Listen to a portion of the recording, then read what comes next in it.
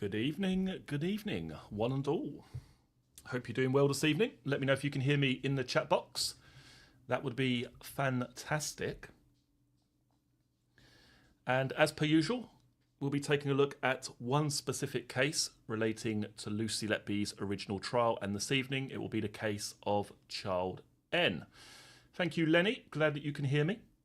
And as per usual, we'll be taking a look at both Lucy Letby's defence, as in her evidence in chief, where she was asked questions by her own barrister, Benjamin Myers KC, as well as the prosecution and her cross-examination, again on the same case. And these are the official court transcripts, purchased and paid for by the channel. If you do wish to support the work that I do and the channel, you can find out how to do that down in the video description box below. Right, let's say hello to a few of you before we kick off this evening. Who have we got here? We've got Lenny Russell.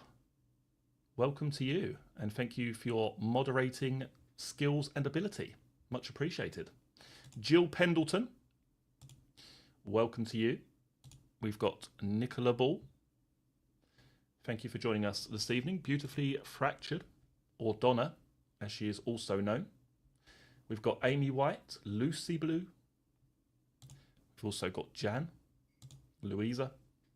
Beiji Biscoff with the rare appearance. That is superb. Thank you for joining us this evening.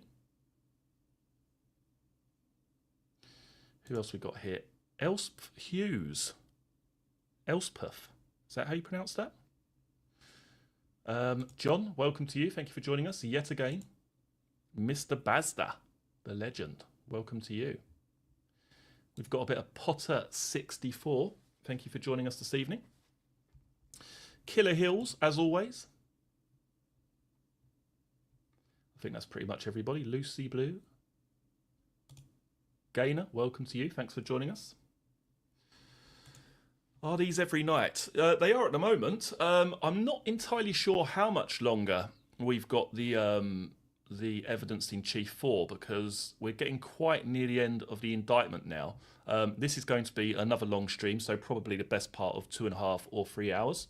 And then I would imagine it's going to continue into next week, and then possibly we'll find something else to discuss regarding the case of Lucy Letby, or maybe we'll even have a look at a different case. But I do like doing these live streams. I'm actually getting something from it in terms of, in terms of connecting with the audience, connecting with the supporters, connecting with the viewers of this channel. It's not something that I've ever done before. I mean, I've done it, sporadically for the Essex Boys case, but it's never really been a regular feature of the channel. And I'm finding I'm actually quite enjoying doing this. So if you guys are going to turn up every evening, then why not? Let's keep it going. Stuart Kelly, welcome to you. Thanks for joining us. Fiona Hamilton. Silver Fox, welcome to you. And Ms. Blackwell, who won't be here until 9 p.m. But I'm sure you'll be about later. Fantastic. Right, okay. Who else we got here? Totem Crow. Sound is better on my iPad than my laptop. Is the sound okay? I'm sure it is. Hopefully it is. Let's hope so. We don't want any more issues like we had the other night. Ruth Adams, welcome to you. And who else have we got here? JB, thanks for joining us. Athena, welcome to you. Celeste, welcome to you. Yeah, no, that's a possibility, isn't it? Going through some of the firewall stuff. That is a possibility. That is a possibility.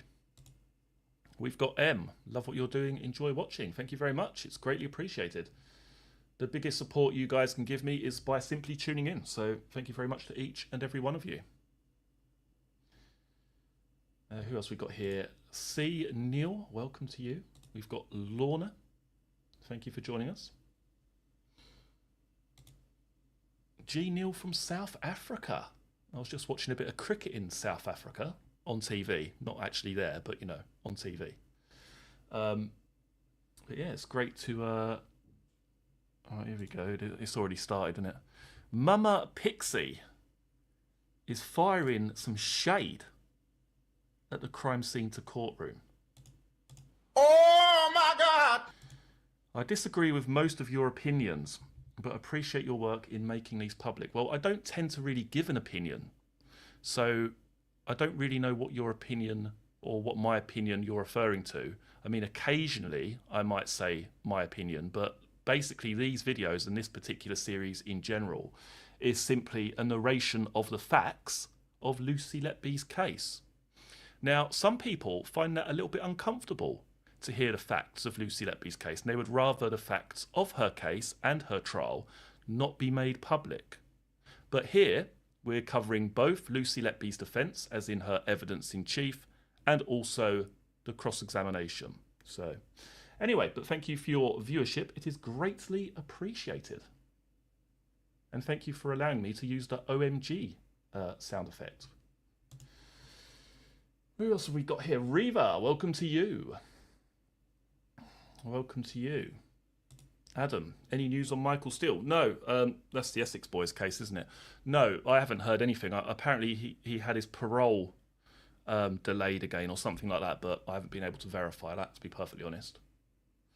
Right, okay. We shall start, shall we, with the old evidence in chief. Okie dokie. It's fine. It's just a lot of people seem to think that I'm creating some sort of brainwashing program, when actually what they're listening to and what they're reading is what actually happened, you know? Surprisingly. Anyway, let's get started, shall we? Let's crack on with it.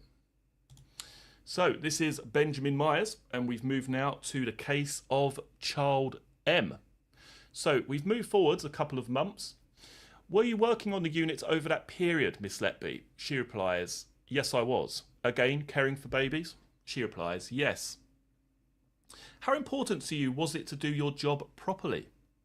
She replies, very important. I took the job extremely seriously. And that's why we do nursing. We want to make those babies well enough to go home.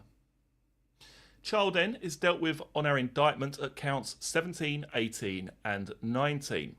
Can we put up tile 8 from the first Child N sequence, just so we can look at the details, the birth details for Child N. Child N was born on the 2nd of June 2016 at 13:42, 34 weeks and 4 days, 1,670 grams, born by caesarean section. Can we go into the actual document behind that tile? Just scroll down. I'm just identifying details that will help us keep track on the things that are characteristic of the babies, and in this case, Child N. A particularly characteristic feature was that his mother was identified as a carrier for haemophilia, and it became apparent that he had haemophilia in that his factor 8 level was too low. I think that's factor 8. I'll remind us of what the 3 counts on the indictment relate to, by which time it will probably be time to take a break, with your lordship's leave, and then we can move on to your evidence about Child N, Miss Letby. Okay? She replies, yes. Mr. Myers. Again, just to assist us all with keeping in mind what we're dealing with, the first event, count 17 on this indictment, is at about 0105 on the 3rd of June, when Child N was found to be, or identified as screaming or crying, and he desaturated. But he responded to facial oxygen and made a relatively swift recovery. We'll go to the actual notes and details to help everybody a little bit more when we come there. But that's what the first event relates to. The 3rd of June 0105, screaming or crying and desaturating. The next event, 12 days later, count 18, is on the morning of the 15th of June at 7:15. At or around that time, Child N had a profound desaturation, and we'll look at the notes. There had been various issues on the night before, but at that time he had a profound desaturation. Following on from that, there were attempts to intubate him in the first instance by Dr. A. You might remember 3 attempts to intubate Child N, and blood was identified in the oropharynx. That intubation wasn't successful. That's count 18. Count 19, as we move forward to that day, still the 15th of June, about 14:50. Again, a profound desaturation experienced by Child N, and also 3 ml of blood aspirated from the NGT. We'll look at the material relating to that shortly. That was followed by multiple attempts to intubate him by various doctors on the unit. Those are the times that are identified on the indictment, count 17, 18 and 19. Just in terms of the course of child N on that day, later that day, in the evening at 1940, as a team had arrived, led by Dr. Potter from Arrow Park, at around that time there was a further desaturation, and you may remember, given the problems with attempting to intubate child N, doctors at the Countess of Chester had been preparing for an emergency tracheostomy, if necessary. But Dr. Potter arrived with his team. He intubated child N at the first attempt, as it happens, and so no tracheostomy was required. Just in advance of that, there had been that desaturation at 1940, not reflected in a particular count on the indictment, but still an event that has been identified and one that we'll deal with in the course of your evidence, Miss Letby. Those are counts 17, 18 and 19. Count 17, the 3rd of June, in the very early hours of the morning. Counts 18 and 19, the 15th of June at 7:15 for count 18 and about 2:50 for count 19. Right, stop there for a second. Oh, actually, might as well get this bit done. And then the judge, Mr. Justice... No, actually, that's still Mr. Myers. My lord, that might be a suitable place to stop and continue after a break. Mr. Justice Goss, certainly, thank you. It'll be about 20 past. That's about 12 minutes or so. So then they have a short break. Right, let's catch up with the chat very briefly. Cosmic Kitten, welcome to you. Thanks for joining us. Violet, welcome to you. Mish, thanks for joining us. Let's have a little sip of the old... What have we got? Clipper Organic Green Tea. I've got two cups tonight. Due to a long stream, you know. Oh yeah, and as I always forget, don't forget to hit the like button if you can. Right. Okay, 2 seconds and we shall continue.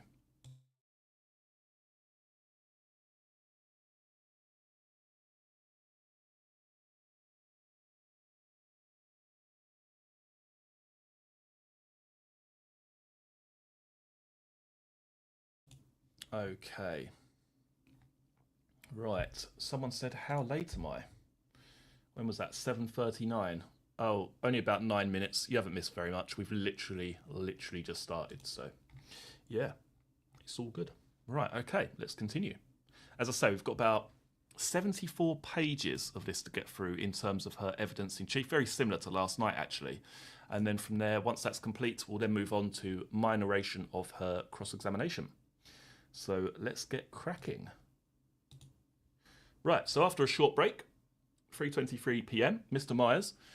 Miss Letby, when you were first interviewed by the police about child N on the 10th of November 2019, what you said right at the start of the transcript we have, and I can just read this, it's several lines, but it's on page 1, the first page of the child N interviews, was this. Question, do you remember child N, Lucy? I should say first that officer summarised the events on the 2 dates on which the allegations relate to, and the officer says, do you remember child N, Lucy?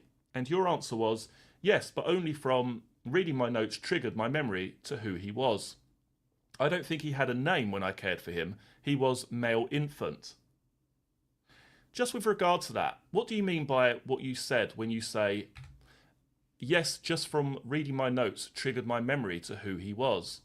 Lucy replies, so I recall child N from the care that he needed, but at that moment in time I did not recall that that was his name. Mr. Myers, right, so whatever the name of the baby, did you have a recollection of a baby who had haemophilia? She replies, yes. So you knew who they were talking about to that extent? Yes. It's just that you hadn't tallied the name up with that baby. She replies, no, the name didn't correlate with me at that time, no.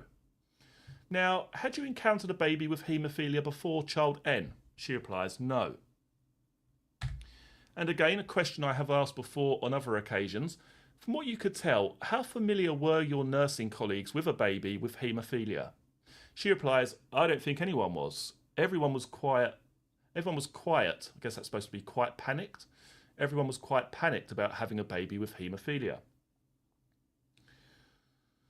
And Mr. Myers, if we could go to tile 68, and we're just going to look at some messages that pass between you and Nurse E in this regard. It's the child N sequence, tile 68. This is the 2nd of June 2016, 8 o'clock in the evening. You to Nurse E. Reminding ourselves, child N was born at 13:42 this day. Your message, we've got a baby with haemophilia.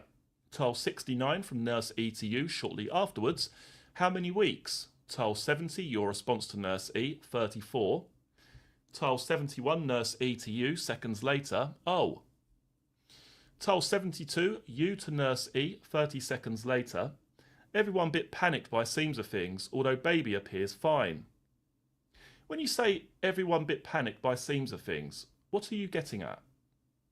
She replies, the staff, all staff, nursing and medical staff, were panicked by what? By the condition that child N had and how they were potentially going to manage that. By the condition he had and how they were going to manage it. She replies, yes. If we move on, please, to messages at tile 75, we can move on, in fact, to tile 73, please, Mr. Murphy. Seconds later, Nurse E to you. Mail, question mark. Tile 74, your response. You see the timing. Yeah. Tile 75, factor 8. This is Nurse E to you. And tile 76, you to Nurse E, 2002. Not sure. I only know what's on the handover sheet as doctor, etc., all in with him doing head scan, etc. Did you know when Nurse E said factor 8, what that was referring to? No, factor 8. She replies, not at that time. No, not at that time. Can we move forwards to tile 78, please, which is a minute or so later? It's Nurse E to you. Lad with haemophilia when worked community with Leighton on placement. Going through to tile 91, so we can take these relatively quickly if we may, Mr. Murphy. Tile 79, you to Nurse E. Oh, okay, I'll have to Google it later. Lol, don't know much about it. What didn't you know much about? She replies, haemophilia. Tile 80, Nurse E to you. Have to be careful with cannula, heel pricks, etc. Tile 90, 81 even, Nurse E again to you. Give factor 8 or factor 9, I think it is, dependent on which clotting factor deficiency is. Tile 82 from Nurse E again to you. Have an infusion for rest of life. And your response to that seconds later at tile 83, wow. Is it unusual for you and a colleague to be talking about a baby on the unit in your messages? She replies, no, that would happen regularly. Tile 84, please, a minute or so later from Nurse E to you. Nearly always male. Tile 85, she repeats, male. Mr. Justice Goss, the judge, then says it was a typing error. Make, it's been corrected to male. Mr. Myers, yes, the first one is make and should be male. Tile 86 from Nurse E again to you. We were going out supervising parents starting to give the boy his prevention injections themselves. Tile 87 again, Nurse E to you. Wonder if knew antenatally. Tile 88, reading on from Nurse E to you. Must have done, supposed to know now. Tile 89, Nurse E to you. Sure boy we went to had it through porter catch. Sure boy we went to had it through porter catch. Whatever that is. And then at tile 90, calf, Jesus. That might be a correction. Then this from you to Nurse E at tile 91, 2011. Complex condition, yeah, 50-50 chance antenatally. Pausing there, did you know as much about this as Nurse E knew in terms of the condition from what she was saying? She replies, no, Nurse E knew more than me. She'd had experience with haemophilia. Mr. Myers. With the tile we've finished with at the end of this sequence where you say, complex condition, yeah, 50-50 chance antenatally. What are you referring to by 50-50 chance antenatally? Lucy replies, so it's 50-50 chance that a mother with haemophilia will pass that on to the baby. So it's a 50-50 chance that child M was born with haemophilia. Mr. Myers, antenatally means what? She replies, pre-birth. Right, I forgot to put the banner up again, haven't I? Right, 2 seconds. Right, there we go. Just so people know what they're watching if they tune in late. Okay, let's continue. Lucy replies, pre-birth. Mr. Myers, and a 50-50 chance of it being passed on. Yes. How did you know that? Do you know how you knew that? She replies, I think it's something that I've heard of in the past, but I don't know any more details than that. Mr. Myers, so can we be quite clear when you're talking about a 50-50 chance? You're talking about the condition being passed on. She replies, the likelihood of the baby having haemophilia. Alright, there's a very lengthy sequence of messages between that and TAR 157 that I won't go through, but they cover work, social matters, all kinds of things like that. Again, putting this in the real world, we're focusing on particular things in this case, Miss Letby. But in terms of your messaging with your colleagues, what sort of things would you message about? She replies, everything, whether it's work or personal things, social things. I regularly contacted a lot of people. Mr. Myers. Let's move on to count 17, which is the first event relating to child N. This is sometime after or up to about 0105 on the 3rd of June 2016. And we'll take a look, if we may, at the layout of that shift at tiles 52 and 53. Could we go into tile 52, please? Shift leader, Melanie Taylor. Designated nurse, Christopher Booth. You're on the shift, so is Sophie Ellis, and so is Valerie Thomas. To start, just by reading the record that we have that relates to this, but before I do so, do you have any particular recollection of what it was that happened round about 1 or 1:05 in the morning on the 3rd of June? She replies, no, I have no memory of this. Right, can we go to tile 174 in the sequence, please, Mr. Murphy? This is a note by Dr. Lockney, who gave evidence on this and just on this particular matter. As we'll see, there isn't a nursing note that is based on any contemporaneous experience, so we'll look at the clinical note. Dr. Lockname recorded the following.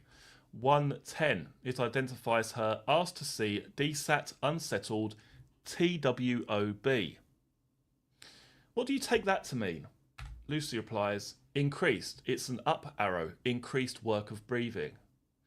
Mr. Myers got upset, looked mottled, dusky, SATs, is that down to 40%? Yes. And then an arrow across, on 100% oxygen.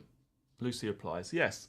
On my arrival, 40% O2, screaming, sternal recession. Remind us, what is sternal recession? She replies, it's using extra muscles with increased work of breathing in a baby, so it's a way they look. Then it says overspeaking.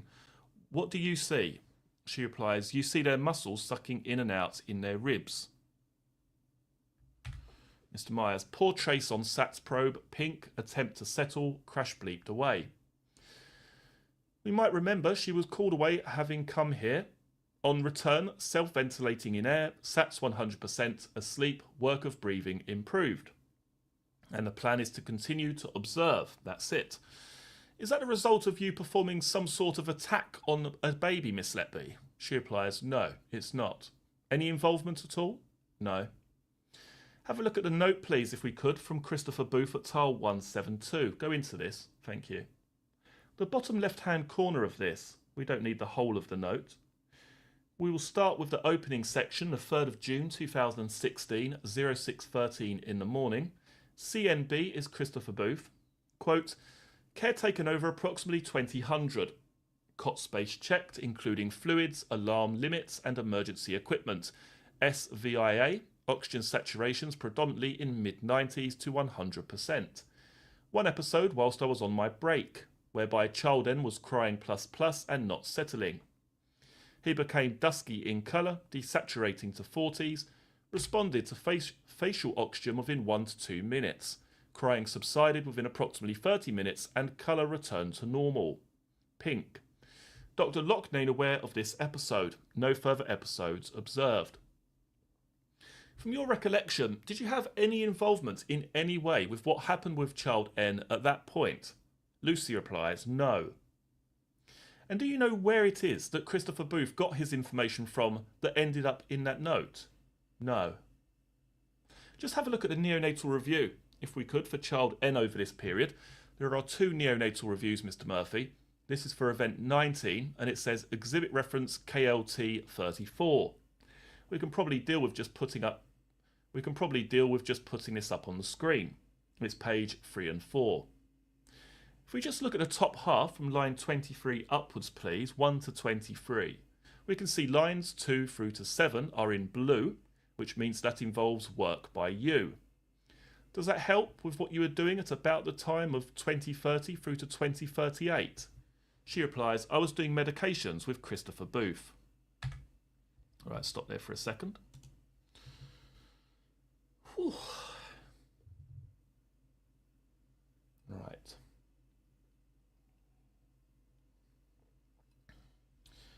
cosmic kitten likes to listen while she's cleaning things. Well, there we go. Can't be bad, can it? Makes the time go a little bit quicker, I'm sure.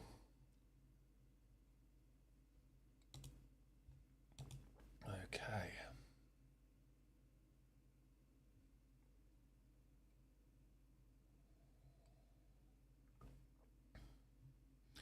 And where is Terence Stamper this evening? I haven't seen old Terence Stamper in the chat. Is he about, or is he slacking off this evening? Surely Terence is here somewhere, you would imagine.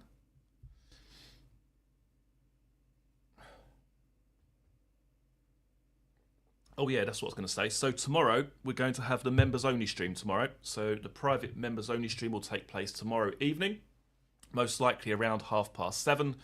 And we're going to take a look at the case of the missing twins, or 2 out of a set of triplets that are missing currently in Scotland.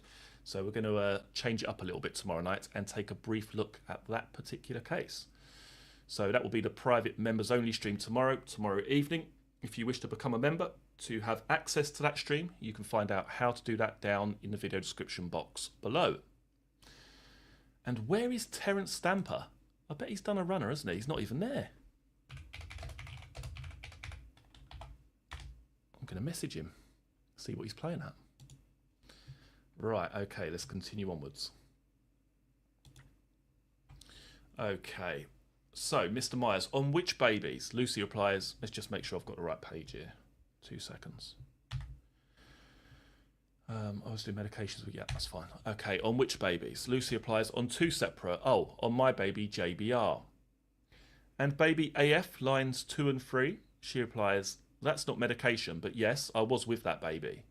Your involvement with them, if we care to look back at page 2, we'll see who the designated nurse for that baby or those babies is. She replies, that's myself. That's you, all right?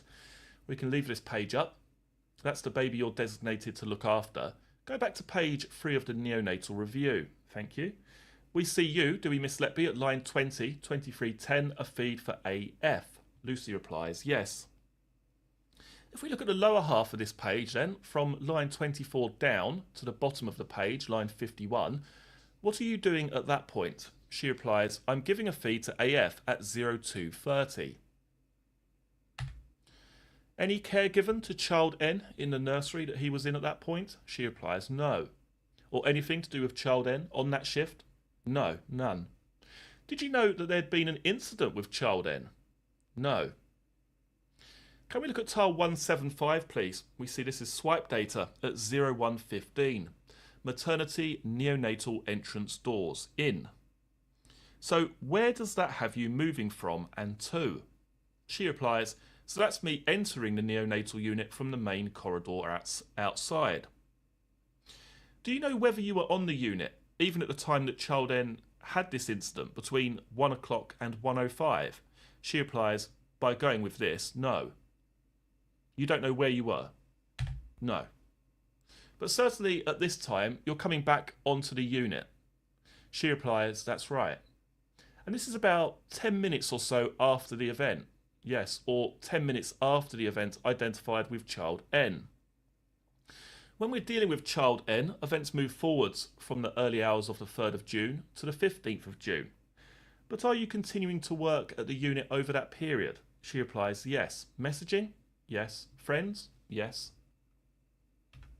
The allegations against you are of the most grave nature, aren't they?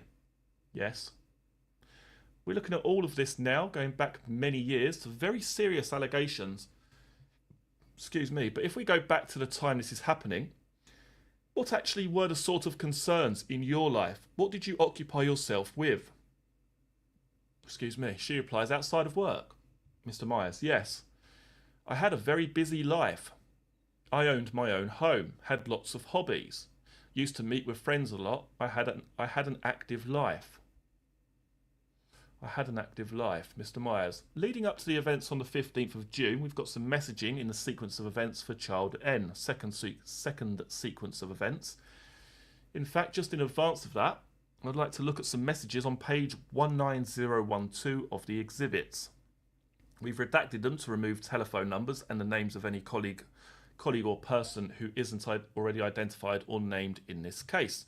It's just some messaging on the 13th of June in the morning between 10:35 and 10:47. The first one is to you. Yay, you've started packing. The next is from the same person. Lucy, have you decided on a suitcase yet? Then from Nurse E, haha, is that classed as packing? Again from Nurse E, don't want Thursday to zoom too fast. And then from Nurse E, you need to go on Love Island. Just give me a second.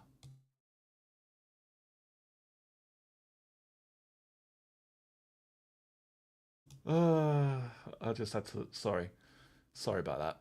And then from Nurse E, you need to go on Love Island.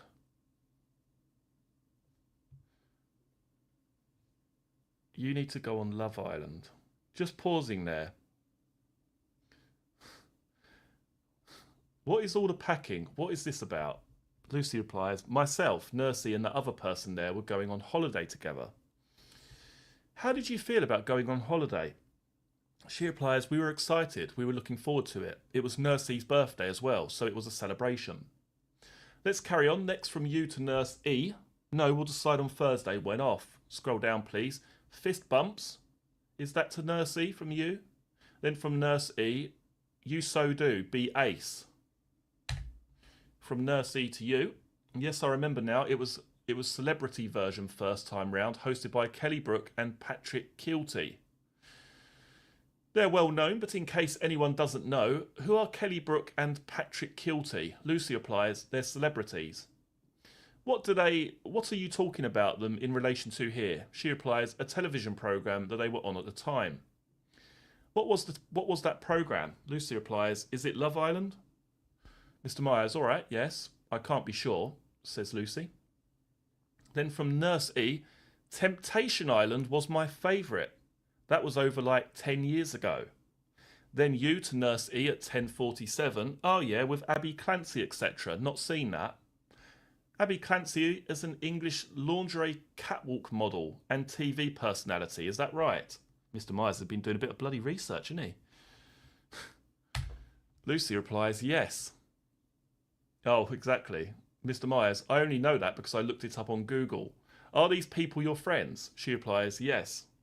Is this what you're chatting about? Yes. And how are you feeling about going away? She replies, so we're excited. Were you going to have to go to work before you went away? Lucy replies, yes. How are you feeling about going to work? She replies, I was happy to go to work, but I was looking forward to having the time off to go on holiday. And in the middle of that, were you planning to kill babies? She replies, no. That's what the prosecution say you were going to do. Lucy replies, well, that didn't happen. Is that what was on your mind? No. Can we look at the messaging just coming up to counts 18 and 19, which is in a child end sequence, the second child end sequence at 45, please. This is from Dr. A to you. We've moved forward. We've moved forward to, quote, am I right in thinking you'll have done 6 long days in the last 8? No wonder you're tired. Can we go to the next tile, please? You to Nurse E. Great. Next tile, 47. Hope you get better sleep tonight. The reference there to doing 6 in 8 days. Is that, by the standards of that unit, a lot of work being done? She replies, yes. Mr. Myers, can we look then at the shift pattern, page 33229, just to see where this fits in? We can enlarge the upper section, please, which is June 2016. When Dr. A is talking about 6 in the last 8 days, what is he referring to when we look at this? She replies, the number of shifts that I had done starting from the 8th. So we can see Wednesday the 8th is a long day. You weren't working on Thursday the 9th. Were you working on the Friday, the 10th and Saturday the 11th? Not on the 12th, but then again on the 13th, 14th and 15th. Lucy replies, yes. It's the 15th that we're going to come to. Lucy replies, yes. You say that is a lot of shifts, is it? Yes. Any incidents or particular matters of concern to what we're dealing with here on any of those other days before this? Lucy replies, no. We can see when we look at the 16th, 17th, 18th, 19th through to the 22nd, you're not down to work at that time. Excuse me. She replies, no, that was when the holiday took place. Mr. Myers, right. So is that the holiday that you were talking about? It is, yes. In those messages, yes. We turn to the 15th of June, although on count 18 and 19, we're looking at the 15th of June. We know you've been working on the 14th from looking at this. Who were you looking after on the 14th? She replies, I believe it was child N that day as well. Well, it was, we know that. We'll have a look at something relating to that in a moment. But at the end of the shift on the 14th, so before we come to the 15th, we're going to be looking at the morning of the 15th, but at the end of the shift on the 14th, who took over from you? She replies, Jennifer Jones-Key, the nursery nurse. And do you recall how child N was at the time he was handed across to you? In effect, handed across by you to Jennifer Jones-Key? She replies, I don't recall there being any concerns at that time. Let's have a look at tile 31 in the sequence, please. Can we go into that? This is a note by you, Miss Letby, for the 14th of June, first of all, at 14:14. So you'd been, this is for child N, so you were his designated nurse on that shift. Could you read to us what the note says? Lucy replies, it says, written for care given from 0800 to present. Emergency equipment checked, fluids calculated, infant nursed in cot, temperature maintained. Demand feeding EBM via own bottle. Completing more than required volumes. Put to breast, good latch, bottle top up, urine passed, bowels opened. Initially nursed on a billy blanket. Repeat SBR this morning on downward trend, but not yet more than 50 below treatment line, but otherwise ready for home. Discussion with mum and Dr. D. Overhead neo-blue commenced and infant placed in incubator, eye protection in place. Pausing there, when it says otherwise ready for home, what does that indicate about child N's condition at this time? She replies, once the phototherapy was stopped for his jaundice, he would be ready to go home. Can you read the addendum we have just below that at 19:15? She replies, that says remains under phototherapy, demand feeding, temperature maintained, for repeat SBR and calcium this tonight. As read, Mr. Myers. What follows is a note relating to the family communication, which I'm not going to turn to, but it's there if anyone wants it. But is that the condition of child N at the end of your shift on the 14th? She replies, yes. So the only reason he is with us at that point is for phototherapy. He's demanded bottle feeding, and once the phototherapy stops, he would be able to go home. Mr. Myers. Right, Mr. Myers, thank you. We'll follow this through then, because we've got the note for Jennifer Jones-Key, who was looking after child N overnight, leading up to the beginning of the shift where count 18 relates. So can we go to tile 141, please? It's the large body of text on the left-hand side. This is from Jennifer Jones-Key. First of all, at 05:51 that morning, it says, at start of shift, nursed in incubator with eye protection in situ. SBR repeated at 2100. Result 150. Lights stopped. For repeat in morning. Baby demand bottle feeding on EBM. Taking good amounts on own bottles. Baby very unsettled early part of night. Notice that just after 0100, feed baby looked very pale, mottled and veiny. Abdomen slightly bigger. Seen by NNU nurse Belinda Simcock. Advised to place baby on saturation monitor, reviewed by PEDS. To be watched for an hour. After 30 minutes, noted to be having desaturations to low 80s. No intervention required, but quite frequent. Rest of observations within range. Reviewed by paediatric registrar Dr. A for septic screen. Cannula inserted into right hand and bloods taken for CRP, blood culture and FBC. I'm CEF. Lucy Letby. How the hell would you say that?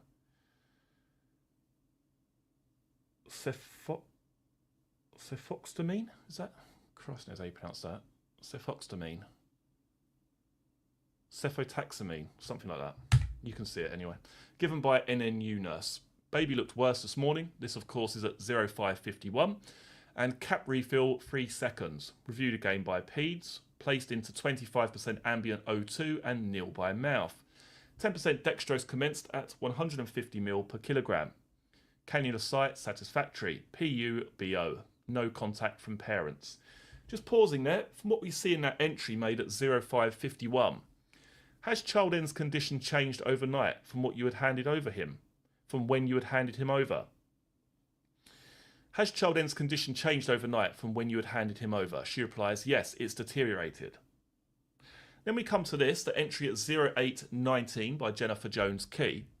At 0715, baby crying and drop saturations, seen by NNU nurse Lucy. Neopuff given with 100% oxygen by Ped Registrar Dr. A. Noted to be mottled all over body and blue in colour and cold to touch. Decision made to transfer to Nursery 1. MG, which we have established is NGT, nasogastric tube, recited in right nostril with acid reaction. At handover, baby dropped saturations again and required Neopuff. Care handed over to NNU nurse Lucy. So that's what we have leading up to count 18. Let's just look at the time you go in. Let's just look at the time you go onto the unit, and then I'm going to ask you to explain to us and describe to us what happened, Miss Letby. Can we look at tile 136 and then tile 137? We can see just from the presentation here, let's go into it so we can just be quite clear which direction we're looking at. So maternity neonatal entrance doors in at 0710. Then tile 137, maternity labour ward to neonatal in at 712. Are those two different sets of doors? She replies, yes. Both leading to the neonatal unit? She replies, yes. So you are in on the second of those at 712? She replies, yes. Can we, just before we move on, look at tile 139, please?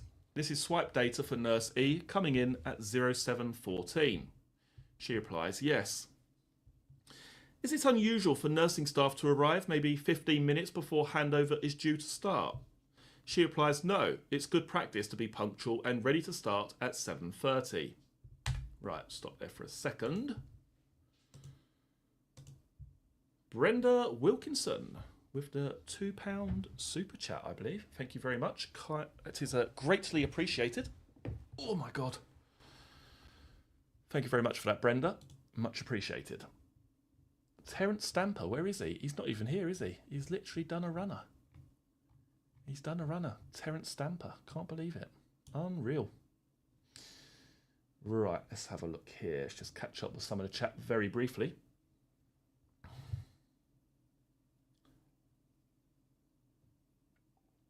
Oh yeah, and don't forget to hit the like button if you can.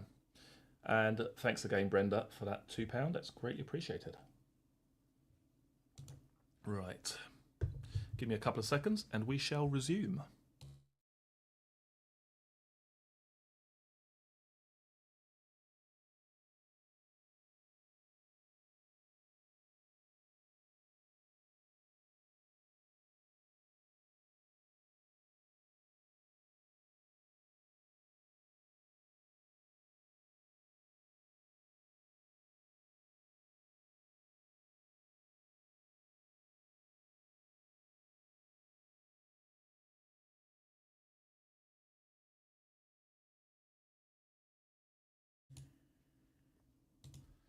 Okay. Did you think of the name for your friend who does animation? Bear with me. Let me just consult with someone and I'll tell you in a second. Bear with me. I can actually find the correct name for it now. Give me a second.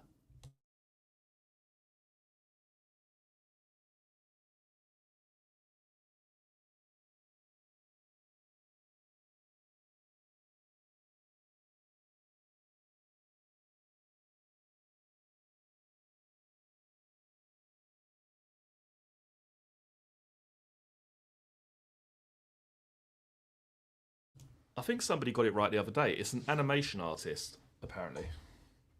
I've just consulted with the Oracle, so it's an animation artist by all accounts. Hopefully that's correct, but we'll see, won't we? Just Peachy, welcome to you. Thanks for joining us this evening on this fine Friday evening. Right, and as I say, tomorrow will be the members only stream. If you wish to become a member and join us for the member stream tomorrow evening, you can find out how to do that down in the video description box below. And I'll also put in a little link so you can just click on the link if you so desire.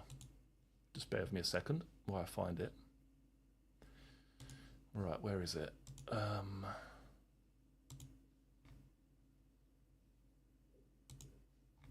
be down here somewhere, hopefully. Yes, there we go. No, wrong button. Invite viewers to join your channel. Copy. Right. Yes, if you wish to become a member, you simply need to click on this link that I'm posting in here. And then, yeah, sort it out. There we go. Right, let's continue onwards. We've done 31 pages so far, so we've got a fair few more to go. Another 40 or so, at least. And then we've got a cross-examination. So get comfortable, get yourself a cup of tea, maybe a couple of custard creams, and let's continue. Right, so Mr. Myers. Right, we've seen 2 different times for entrance on the unit for you, but now in terms of your recollection, can you describe to us what happened when you came to work that morning? She replies, I recall that I went to nursery 3, just talked to Jennifer. She was a good friend of mine, and I went to talk to her prior to starting the shift. Mr. Myers, nursery 3, Jennifer, is Jennifer who? Jennifer Jones Key. Jennifer Jones Key. Is she who you handed Child N over to the night before? She replies, yes. Which nursery was Child N in, as far as you knew? She replies, nursery 3. Nursery 3. All right. So, did you go anywhere else first, or is that where you went straight away? She replies, no, I can't recall specific details. But I know that I got myself ready for work and I was ready to start work at that point. So I went onto the unit to speak to the night staff colleagues, which is normal. Why did you go to Jennifer Jones Key at nursery 3? She replies, she was a close friend. Were you going with any particular interest in Child N at that point? She replies, no, I was going to talk to Jennifer. Had handover actually been allocated at this point? She replies, no, not that I'm aware of, no. So this is a June morning. You've gone in, you go over to speak to her. Do you recall how long you were chatting with her for? She replies, it happened within minutes. And then it says over speaking. Mr. Myers, so you go there, tell us what happened. You said it happened within minutes, so you just tell us.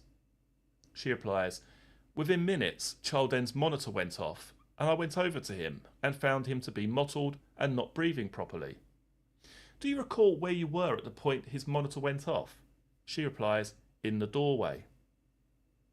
And do you remember where Jennifer was? I can't recall specifically, but she was in the room with another baby. She wasn't at Child N's cot side. In fact, as far as you can recall, had you even gone into the room at this point? Had you even gone into the room at this point? She replies, no. So where were you as you were speaking with Jennifer? Within the doorway. This is going to be important, so try and bear this in mind as we move forward. Because from memory, I think this stuff is going to be quite important. So where were you as you were speaking with Jennifer? Within the doorway. What was she doing when you were chatting with her? She replies, I don't recall specifically, but she was attending to a baby that was not Child N. All right, so did you say the monitor had gone off? She replies, yes. Carry on from there. What happened? The monitor went off. Child N was on the first cot space on the right-hand side. So he was right in front of the doorway. And I went straight over to look at him. And that's when I saw him to be like that. When you say to be like that, she replies, sorry, so he was a bluish colour. He wasn't breathing properly. So straight away I started to neopuff him and called for help. And what did Jennifer do?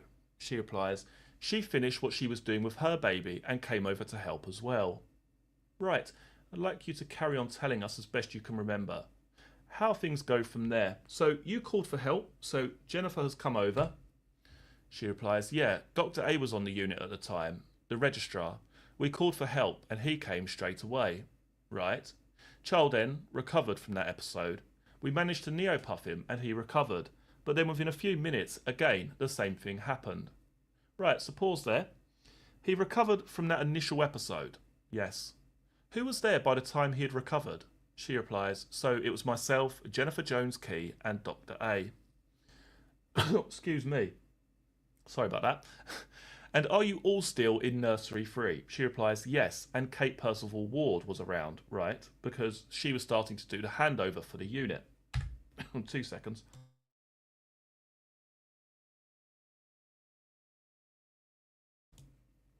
Right, there we go. That's a bit better. Mr. Myers. Is she the nurse who had been on the overnight shift? She replies, yes, she was the shift leader for the night shift. Mr. Myers. So that's why she's allocating who's going to be taking over on the day shift. Yes. You've already told us that, just confirming. You made reference to the next desaturation or desaturations. Can you tell us what happened next?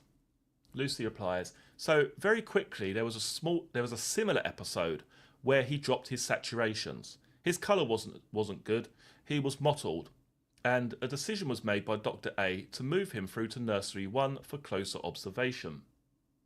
Mr. Myers, and how long had you actually been on the unit for at the point when all this happened? She replies, minutes. I had just got to nursery 3 when it was happening.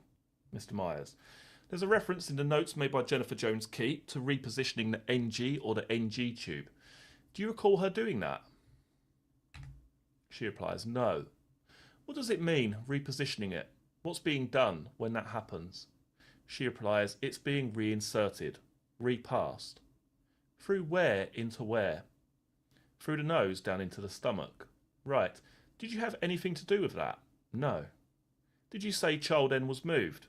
Yes. Where was he moved to? She replies, he was moved to nursery 1. Can you help us with what happened when you get to nursery 1? She replies, child N wasn't recovering from this episode, as he had done previously. He wasn't breathing or making much respiratory effort, so Dr. A decided that we needed to intubate child N. Do you recall whether Jennifer Jones-Key was still present round about this point, or do you have no memory of that? She replied, she stayed for some of it because I still hadn't had the handover at that point. Do you recall what happened next when you say about Dr. A decided he had to intubate child N? She replies, I started to get the equipment ready for intubation. And I remember myself and Bernie Butterworth, we started to get the medications ready that would be needed. Right. What are they for when you talk about getting the medications ready? She replies, you have routine drugs that we give prior to an intubation, and those drugs need to be drawn up and given prior to intubation starting. Mr. Myers. I'm just going to again to assist with timing just for that purpose. So if we put up on the screen the second neonatal review for child N, which is shown as HM05 event 20, just go to the 5th page if we could, looking at lines, let's say 95 down to 112, just so we have bracketed the section I'd like us to look at. Can you see, Miss Letby, at line 96 we've got 1506 0800 child N e-prescription medication given. And then who's given that medication? She replies, myself and Bernadette Butterworth. And then we can see at line 97, quote, 0800 e-prescription medication given. And who is that by? She replies, yes, that's the same, myself and Bernadette. I'll just confirm one detail before we move on. Then if we continue down, can you see line 108? Again, do we have that there at 805, or what do we have there at 805? That's further medication again by myself and Nurse Butterworth. And finally, in this regard, line 110, what do we have at 806? She replies, that's medication again, and that's myself and Nurse Butterworth. So it's a series of medications given by you and Bernadette Butterworth. She replies, that's right. You'd said before we turn to this, that when we get to this part of the sequence, after child N has been moved. Just make sure I read that correctly. You said before we turn to this, that when we get to this part of the sequence, after child N has been moved, and there's going to be attempts to intubate, that medication had to be given. She replies, yes. You say that was by you and Bernadette Butterworth. Yes. Is that what we're looking at when we look at the neonatal review at 8:05? Sorry, 8 o'clock through to 8:06? Lucy replies, yes. And again, the purpose of that medication is what? Lucy replies, it's in preparation for intubation. Do we know therefore at least what time after the intubation must have started, the attempted intubation? She replies, it would have been after the last of the drugs were given, so after 8:06. Right, now you're aware that there's an issue on this as to when blood is identified in relation to this attempted intubation. Lucy replies, yes. You're aware of that, Miss Letby? Yes. And you followed that in the evidence, let me ask you this. Do you have a recollection that blood was seen at some point during the intubation process? I put it that way, as neutrally as possible. She replies, yes. Do you know for sure at what point that blood was seen? Lucy replies, no. Mr. Myers, I'm going to ask if we can look at the note that Dr. A made with regard to this to remind ourselves. That's at tile 143 from this second child N sequence. We can just see this note is made. It says 0800, which in fact is the time that this is put on the note. We have looked at some of the timings already, but I'd just like to scroll down to where it says attempted intubation times 3. Can we drop the page a little bit more so we can see what follows on the lower part of the page as well, Mr. Murphy? Thank you. That's the section, keeping in mind this issue. It says attempted intubation times 3, and it looks like 3, and then she says that's with a size 3 ET, using neck roll. And I think we follow from the evidence that's laryngoscope blade? And she replies, yes, size 0. Size 0 blade, blood present at oropharynx, unable to visualize trachea. She replies, tracheal inlet. Suction did not clear the view. Intubation abandoned due to blood. I think we've got that as present. At oropharynx and likelihood of trauma due to repeated attempts. Does anything there assist you with the precise point at which blood was identified in the course of those attempts to intubate? She replies, no. I'm going to go to your note next, Miss Letby. Tile 233, please. This is a note we'll come back to at various points as we go through the events of this day. But we're going to start with the part that deals with the section we're looking at, which is on the left-hand side in that large body of text. It's just the first section there. This is your note written on the 15th of June, this day at 15:33. It says, written for care given from 07:30 to present. Emergency equipment checked, fluids calculated. Infant transferred to nursery 1 on handover. Mottled, desaturating, requiring neopuff and oxygen. Capillary refill 3 to 4 seconds, cold to touch. Decision made to intubate. Drugs given as prescribed. Unable to intubate. Fresh blood noted in mouth and yielded via suction plus. Commenced on biphasic, hopefully that's right, mean pressure 6. And so on. Does anything in that note assist you with the precise point at which blood was identified? She replies, that would read to me that it was once intubation had been attempted. That's how you say that reads to you? She replies, yes. Can you assist us with whether blood was visible before the attempted intubation by Dr. A? She replies, not that I recall. I'm going to ask if we could look at a couple of the charts where blood is marked on them. I appreciate it's at 0410, but I wonder, my lord, if I can take this issue through to its conclusion. Miss Letby, can we deal with this issue through to its conclusion? We'll deal with that, members of the jury, and then we'll finish with child N for today, with his lordship's leave. So I'm guessing it's 4:10 in the afternoon when they're discussing that. That's what they're talking about here. I appreciate it's a lot of concentration. I'd like us to look at what the charts say, Miss Letby. So can we keep in mind everything we have from the time relating to this? So can we look at the care chart, which is at tile 173. For paper enthusiasts, these are available in the paper bundle, but I'm going to put them on the screen anyway, and we can follow them on that. Let's have a look where blood is recorded, Miss Letby, on this. This is the intensive care chart for child N for the 15th of June. Can we move down, please, Mr. Murphy? So we can see that body of it, thank you. What do we have at 10 o'clock? Looking from the left going across to the right. She replies, At 10 o'clock, we have a drip reading for the fluid that's running. And I'm most interested in the output section and the issue of blood. What do we find? She replies, that says 1 ml of fresh blood. 1 ml of fresh blood. Lucy replies, then it says NPU, so not past urine, and then a green stool. Mr. Myers, and is that you that are signed for that? She replies, yes. All right, stop there for a second.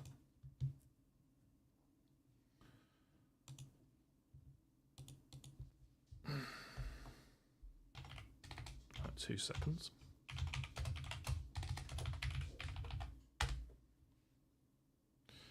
Right, let's catch up with the chat. And let's just see what I've missed here.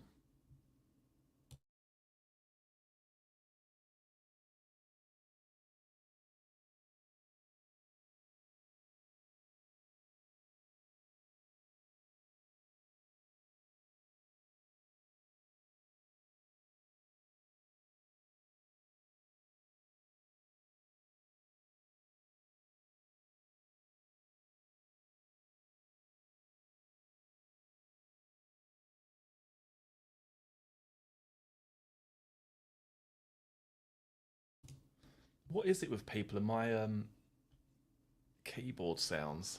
Keyboard sounds divine. It's just a mechanical keyboard. If you type it in on Amazon or go on YouTube, you'll be able to find all of the clicky sounds to your heart's content. But yeah, it's literally just a... I don't know what brand this is actually.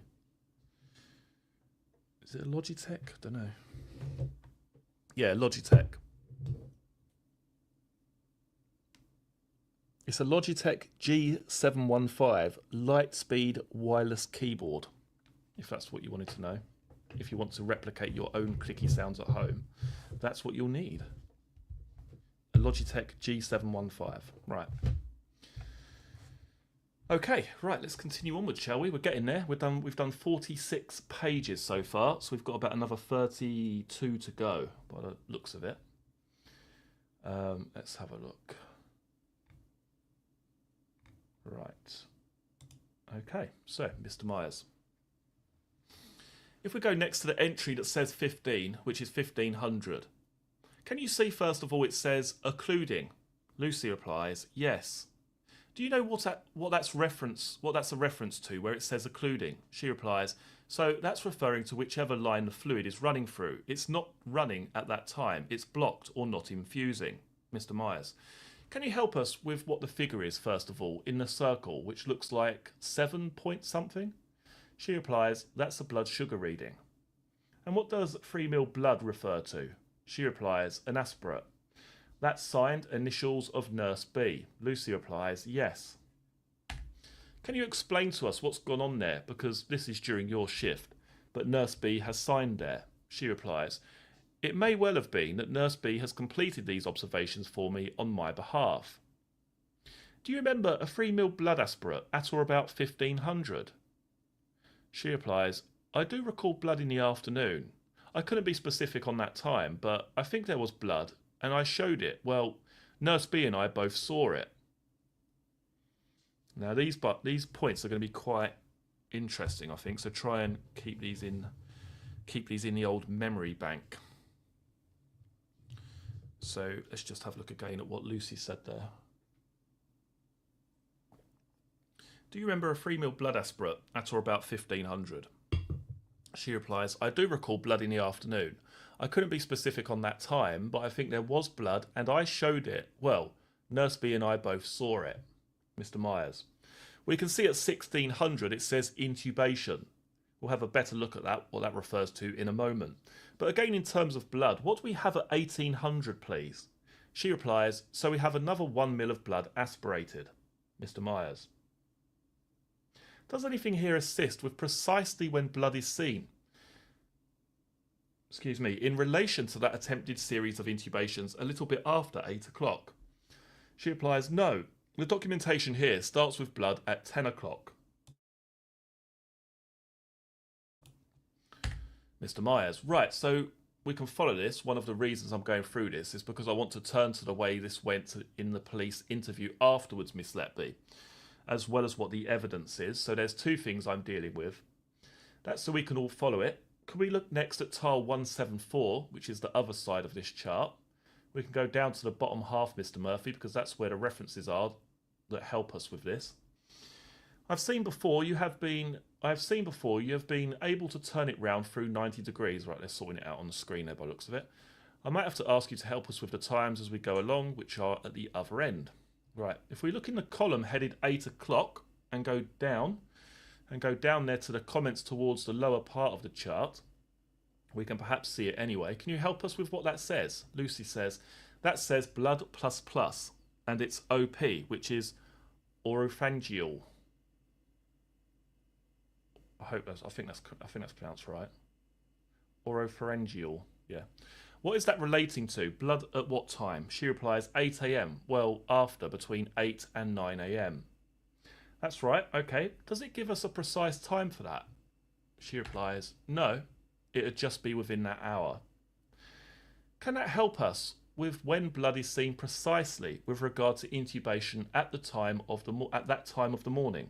She replies, after. Right, hang on a minute.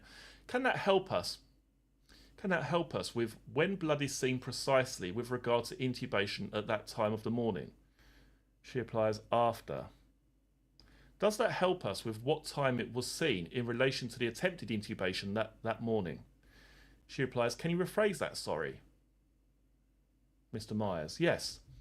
When we look at that entry where it says blood plus plus, does that help us identify where you see that in relation to the attempts to intubate by Dr. A? She replies, it would be after the intubation. Mr. Myers, can we look at the entry for 9 o'clock? We might need to enlarge it. There's something written again next to OP. Can you see? She replies, blood in mouth. Blood in mouth. And that's at what time? Lucy replies, 9. So that's certainly after the time of the attempted intubations. Is that correct? She replies, yes. In fact, as we go along here, can you see the point at which factor 8 is first given to child N? She replies, yes, 11 o'clock. 11 o'clock? Yes. And the purpose of factor 8 was what? She replies, to assist with his clotting disorder. Do you remember when we looked at the other side of this chart, we saw an entry which said, intubation 1600. Lucy replies, yes. Looking at what's written in this chart, can you help us with why we'd got intubation at 1600? She replies, so at 1600 on this side of the chart, we've got an I-gel airway, which is a form of intubation. Right, so that's what's happened. She replies, yes. We know that as we go on, attempts to intubate in a more conventional fashion with an ETT couldn't be achieved, could they? She replies, no, so an I-gel is an alternative method. Also, as it happens under 1600, there's an entry in the line for OP. It's at an angle here, but can you help? She replies, small blood orally. Do you know what that relates to as you look back at this now? She replies, no. Alright, in any event, that happened sometime after the attempts to intubate with Dr. A. She replies, yes. Mr. Myers, having gone through that, I wonder whether we could turn to the interview, my lord, or we could turn to it in the morning. It's a matter of how well we can concentrate, but perhaps we could see this issue through if that's not inconvenient. Mr. Justice Goss, the judge, says certainly it will take 10 minutes? He replies, if that. Let's just do those this afternoon. So, Mr. Myers, Miss Letby, while it's fresh in your mind and our mind, having looked at what we're going to look at for the interview for child N, please. No, start again. Mr. Myers, Miss Letby, while it's fresh in your mind and our mind, having looked at this, we're going to go to the interview for child N, please, which is in bundle 2, ladies and gentlemen. Could you go there, please, Miss Letby? For those of you who had the charts out in paper, by all means leave them out because you might want to look at some of the entries, what some of the entries say. But if we could all get to the page which has in red, so 11 pages in, please, Miss Letby. Could you put tile 174 back up, please, Mr. Murphy? Can we all see the interview page, redacted? And can you see in blue, in the centre of that page, it says, Lucy Letby was taken to the NICU environment check. It says tile 239. In fact, it's tile 174, which we have now got up. Lucy replies, yes. 239 as well. There we are. And then Mr. Goss, the judge, says, yes. As we've observed many times, unfortunately, the same documents are often reproduced in different places. So 174 or 239. Mr. Myers, thank you. The officer says, can you read to me what you wrote there? You replied, so I put blood in mouth. Can you just assist us where you are talking about when you say I put blood in mouth? Lucy replies, the 9 o'clock column. The 9 o'clock, yes. Right. Question. Yeah, a 10 ml per kilo saline bolus. Is that something you've written on the chart as well? Lucy replies, yes, that's also the 9 o'clock box. Is that what we see in the free text? To the left of blood in mouth? Lucy replies, yes. Question. Okay. So before on that other side of the chart, you've got that you've aspirate. Start again. Okay. So before on that other side of the chart that you've aspirated blood. Right, I'm gonna have to have a break for a second, 2 seconds, guys, because my brain is frazzled. Let's bring out the old green tea to rejuvenate. Let's see how many more pages we've got left. We're on 54. So we've got another 20 to go. Right, okay.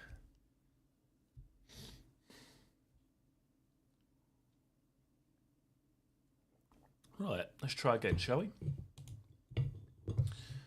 Okay, so this is again from the police interview. Question. Okay, so before on that other side of the chart that you've aspirated blood. Now, to keep track, can we put up tile 173, which is the other side of that chart that the officer was talking about? We can see your answer. Looking across, you put, yeah, at 10 o'clock. Can you see that? Lucy replies, yes. Is that referring to what we see on tile 173 at 10 o'clock? Lucy replies, yes. The officer says, yeah, 10 o'clock. And that was from the tube. Lucy replied, yeah. The officer. But then here it says blood in mouth. That was the officer referring again to what we saw on tile 174 at 9 o'clock. Lucy replies, yes. Are any of those references to what was or wasn't visible in child N's mouth at the time of the attempted intubations by Dr. A? Are any of those references to what was or wasn't visible in child N's mouth at the time of the attempted intubations by Dr. A? Lucy replies, no. The officer says, can you explain to me the differences in them two? Can you explain the differences in them two? She replies, so the blood in the mouth, it's orally, in the baby's mouth, on its lips.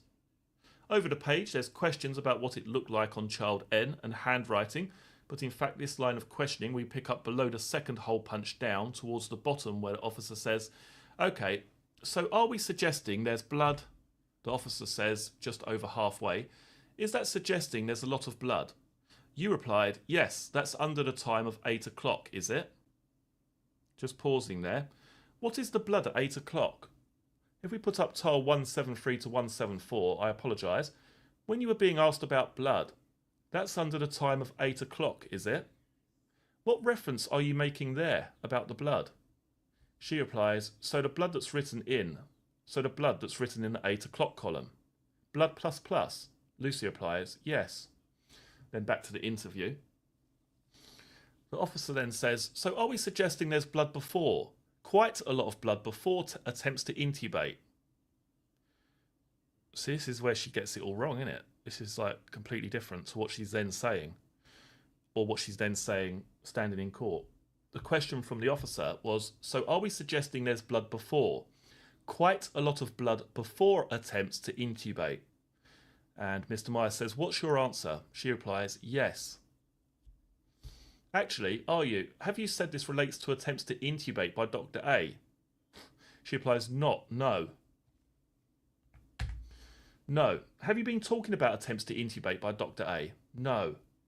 As a matter of fact, as we look at that day, was there blood before attempts to intubate? She replies, yes. At interview, I was referring to the 1600 intubation. The officer says, carrying on, do you remember that, Lucy? You replied, not really, no. I'm just trying to, Lucy then says. Reading this, I remember seeing that we gave factor 8. It's coming back to me that he was a baby that had a bleeding issue.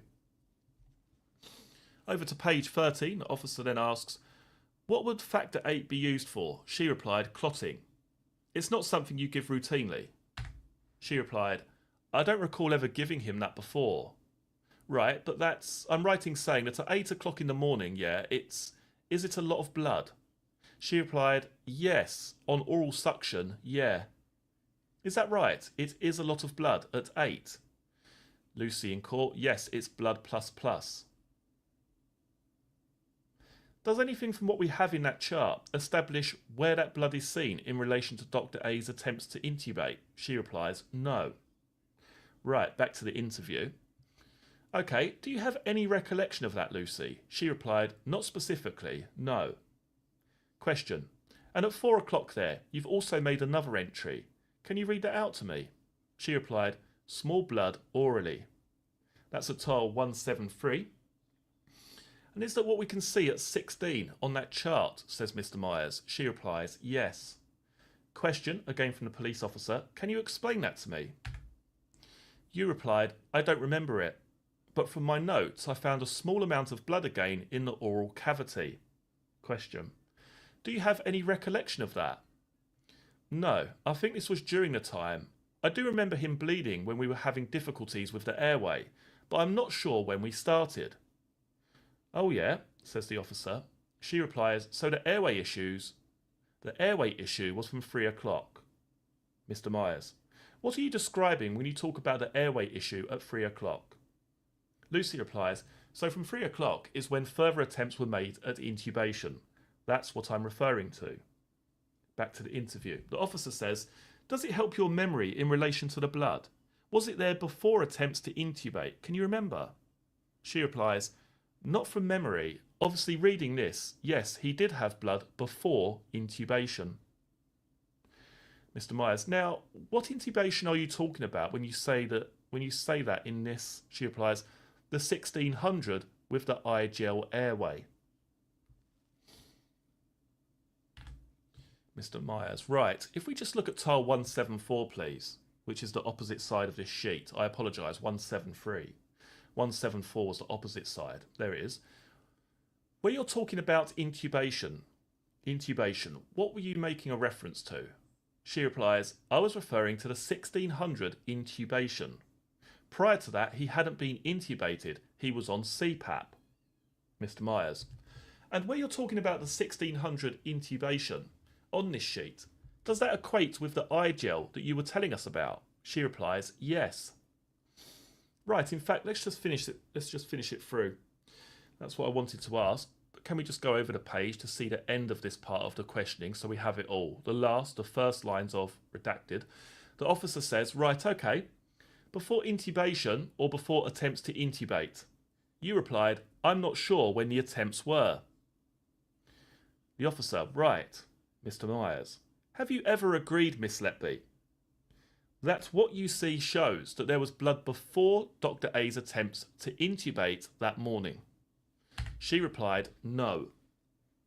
And do you recall precisely when that blood was first seen in relation to those attempts to intubate? Lucy replied, no. Right, let's have a break there for a second.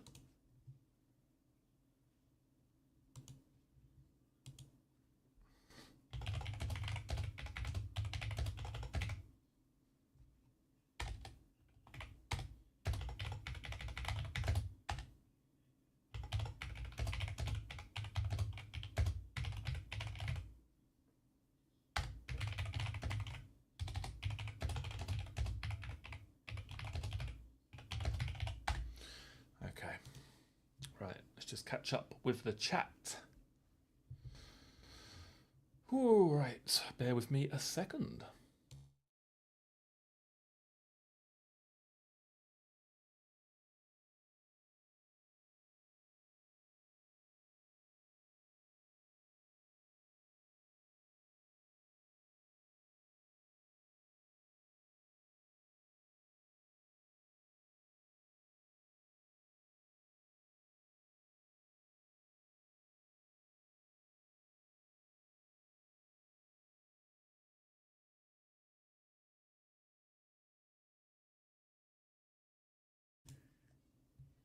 Okay, so I was wrong. Terence Stamper has actually been here at some stage. At what time? 8:37. So what was that, like 13 minutes ago? So he was here at some point. Whether he's still here now is another question. Is another question altogether. Beiji Biscoff, no, I'm having a 2-second break. Is that all right? I've just done 74 pages nearly. I need to rejuvenate the old vocal cords via the use of organic Clipper green tea. Feel free to donate so I can buy some more. That would be fantastic. I've got about 6 boxes out in the kitchen. I don't know if I'll ever drink that many green teas, to be perfectly honest. I literally have about 6 bags. 6 boxes out in the kitchen. I don't like it either. I don't like ASMR. I don't know why people like all that sort of clicky stuff and oh, it's horrible. I really don't like it. I don't like it either. I thought I was the only person, but clearly not. Michelle is also on my wavelength, so that's great. All right, let's just catch up, see if there's anybody else. It does. It makes my skin crawl as well, Lindsay. You're not the only one. But Donna wants some more ASMR. I can't do it. Maybe I could do a private live stream of me just tapping on my keyboard. But I also can't make it any quieter. So, you know, sadly, it is what it is. Yeah, it is what it is, sadly. Is 6 boxes not sufficient? Not when I'm doing these streams. I'm having 2 cups at a time. I'm going through them like bloody wildfire. I'll probably do a box a week. I'll do a box in a couple of days. Oh god, they are nice though. Like I say, green tea isn't, you know, it's not like the tastiest drink in the world, is it? But it's a bit more of an acquired taste, I suppose. But it's supposed to be quite good for you, so why not?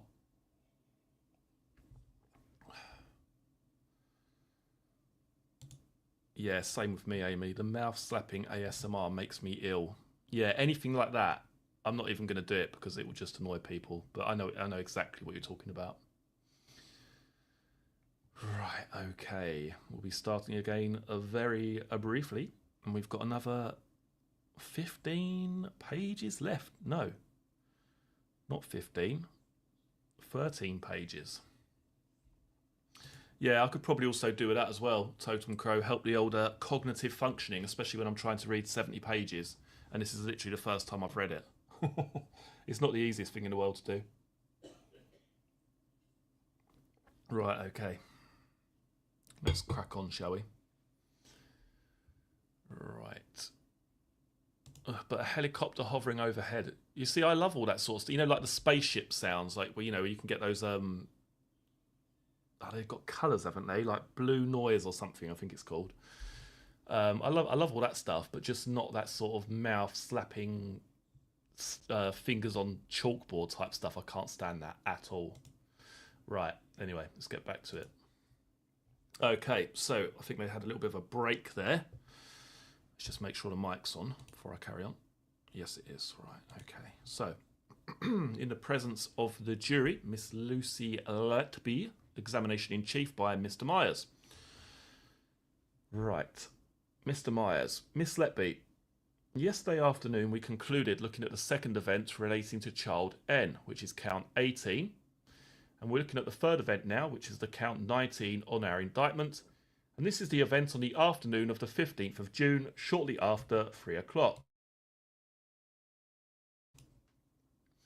So to help us with this and to help you with the facts, let's put up your note that dealt with this, which is at tile 233 of the second child N sequence. Let's have a look at that and just read in what it was that you said. If we go into the note, please, we're going across to the lower left-hand side, Mr. Murphy. If we could enlarge that, please. Can you see there's a note there, Miss Letby, for the 15th of June? The note is made at 18:30. Can you see that? She replies, yes. We notice as followed events in the morning when there had been attempts to intubate after the desaturation at 7:15. Can you read for us, please, what the note says? I'll tell you what to stop, or I guess that's supposed to be when to stop, or if there's anything I need to ask you. Lucy Letby. Infant has had periods of apnea during the morning requiring stimulation and increased oxygen PEEP. improving by afternoon. Observations stable. Remained cool, so incubator temperature increased. Approximately 14:50, infant became apneic with desaturation to 44%, heart rate 90. Fresh blood noted from mouth and free meal blood aspirated from NG tube. Neopuff commenced and doctors crash called. Events documented in medical notes. Let's read on a little bit further down, please. Lucy Letby again.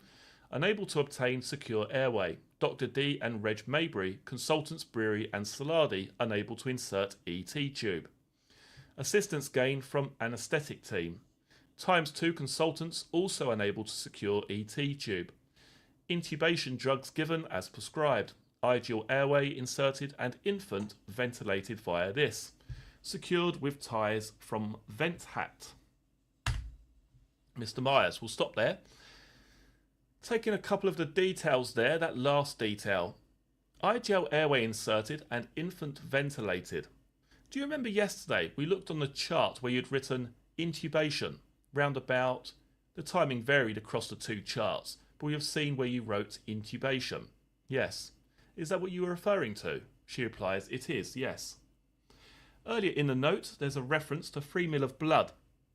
Can we move across to the left-hand side of the lower part, please, Mr. Murphy?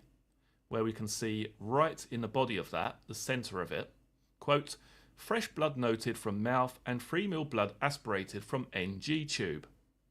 Do you remember we saw where that's recorded on the chart with the initials of Nurse B next to it? She replies, yes. That's the reference to the... She replies, it is, yes. Free meal, isn't it? Or is it? The free meal, is it? Do you recall what part Nurse B played in these events as they were going along? She replies, not from my memory now, no. Do you have a clear recollection of how events unfolded? We can take the note down for the time being. After this event at 14:50. She replies, after this event here? Yes.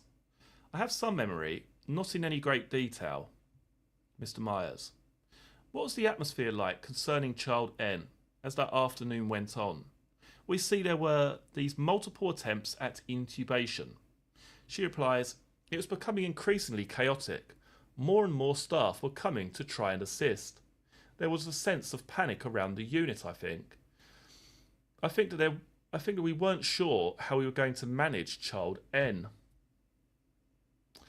It was becoming increasingly chaotic. More and more staff were coming to try and assist. There was a sense of panic around the unit, I think, that we weren't sure how we were going to manage child N.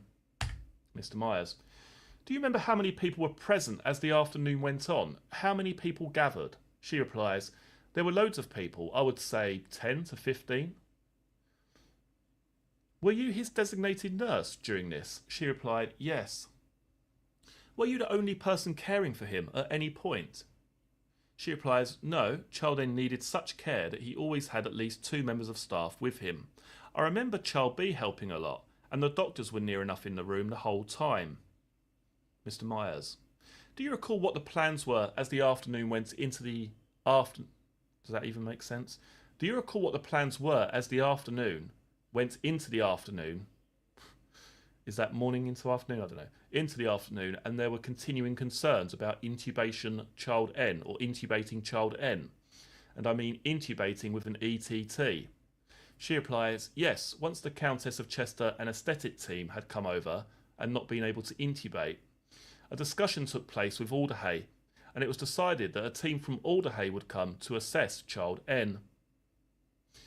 Did you have all the drugs you needed to treat him, given his condition? I'm talking... She replies, we didn't have factor 8. You didn't have factor 8. If we just go back to the notes we had up on the screen, told 233, and go across to the right hand side and the lower part of the entry we finished with. If we scroll down a little further, this is the entry timed at 18:30. What's the final comment at 18:30 that you put in? She replies, factor 8 brought to unit by specialist nurse at Alderhay Children's Hospital. Right, so what was going on that led you to putting that comment on the note? She replies, once child N, he had blood back from his tube throughout the day, and the medical team felt that we needed to have factor 8 there. We needed factor 8. We needed to have factor 8 and there was none on the unit for him. Right, let's try and read this again. Lucy Letby. Once child N, he had blood back from his tube throughout the day, and the medical team felt that we needed to have factor 8, and there was none on the unit for him. Mr. Myers. We know a dose had been given around about 11 o'clock that morning. She replies, yes, that was Mum's. That was Mum's. She replies, it was the Mum's factor 8, yes. How long had child M been on the unit for by this point? She replies, since his birth. Since the 2nd of June. Lucy replies, yes. And he was known to be somebody who had a lower factor 8 requirement. Lucy replies, yes, or a low factor 8 requirement, yes. And there was none available for him on the unit. She replies, no. And then it became a panic, and therefore it was couriered over then from Alderhay. Mr. Myers. Is that what that refers to? Yes, where it says factor 8 brought to unit by specialist nurse at Alderhay. She replies, yes, as an emergency. Can you describe events for us as we move then towards the point when we know the Alderhay team arrived, going into the evening now? She replies, before the team arrived. Mr. Myers, yes. We can take the note down for the time being, although we will be going back to it. Lucy then says, there was continual intervention with child N throughout that time. I believe baptism was offered at some point to the parents. There was just lots going on in the room. Mr. Myers, do you remember when the Alderhay team did arrive? Yes. That's Dr. Potter and the doctors who were with him, is that correct? She replies, yes. Dr. Francis Potter, can you describe to us what happened? We know there's a further desaturation soon after that. Can you describe to us those events, Miss Letby? She replies, the team from Alderhay came, and there was a lot of discussion and handover going on around the nursery area as to what we were going to do for child N. And the Alderhay team had brought specialist equipment with them, and also wanted to set up a theatre in the labour suite in case we needed to advance a surgical airway. So there was a lot of discussion and planning going on around that. At this time, handover was taking place as well, so the night staff had arrived. What time are you talking about roughly? Lucy replies, around 7:30 in the morning. And during that time, that's when the episode happened. Around 7:30 in the morning, and during that time, that's when the episode happened. Mr. Myers. Well, let's just try and get some specific times just to help with that. I'm going to ask Mr. Murphy to put up the clinical note made by Dr. D, the doctor who dealt with some of these events in the afternoon, and it's TAL 420, please. So this is a note Dr. D made at 21:05 that evening. I'm not going to read out all of it. We spent some time looking at that in the evidence, but we can see the list of doctors who participated in events to intubate child N there, can't we? Do you see those, Miss Letby? She replies, yes. If we scroll down a little further, let's look at the timings. We've got Dr. Potter, Dr. Lakin, ENT consultant arrived around 19:15 for assistance. Is that the timing roughly, as you recall that? She replies, yes. And you describe the event took place, it says here 1940 desaturation, 80 down to 50 to 40s and associated bradycardia. Again, does that fit with your recollection of timings approximately? She replies, yes it does, yes. We also note here, it says here to the right, intubated first attempt, size 3 cm ETT at 1953 by Dr. Potter. Lucy replies, yes. Do you recall child N being intubated? She replies, yes. Let's just see, for conclusion, your note regarding this, which is at TAL 233. It's on the right-hand side of the central entry. Can you assist us with what you've put in the system at 2053 that day? She replies, medical team from Alderhay Children's Hospital, ENT and anaesthetics. And no, hang on. Anaesthetist, is that?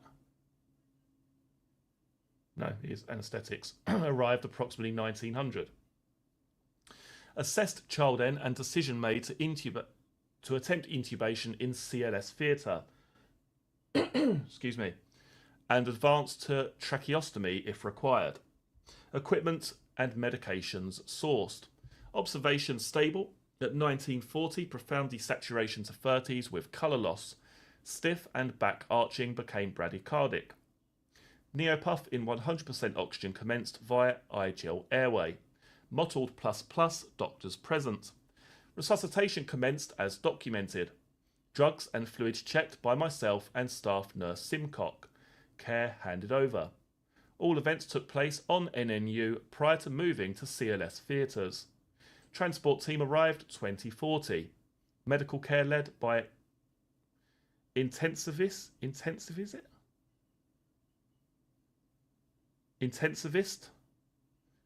Is that even a thing? Intensivist from Alderhay and consultant Gibbs. Medical care led by intensivist from Alderhay and consultant Gibbs. Mr. Myers, thank you for that.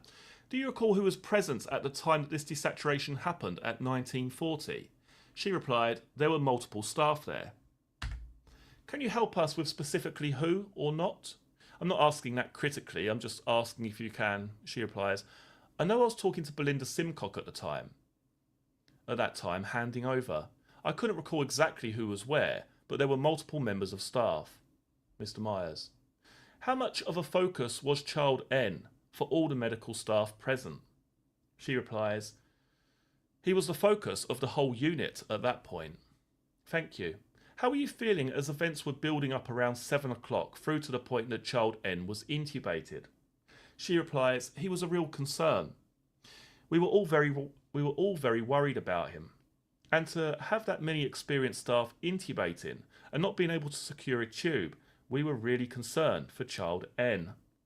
Mr. Myers, and we had evidence from Dr. D about you appearing to be stressed or anxious at the time that the team turned up from Alderhay. Is that a fair description? She replies, yes, I was. This is quite interesting actually, because I believe I've got the statement from Dr. D about this event when she describes Lucy as being really panicked when the Alderhay team arrived, but we may deal with that on another occasion. As I say, I do believe I've got that statement though, which I haven't actually read yet. So anyway, let's continue. Mr. Myers, and why were you stressed and anxious by that point?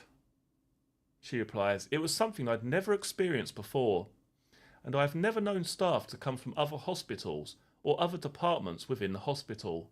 I had never seen that many people in the nursery for one baby. What was the concern at that point?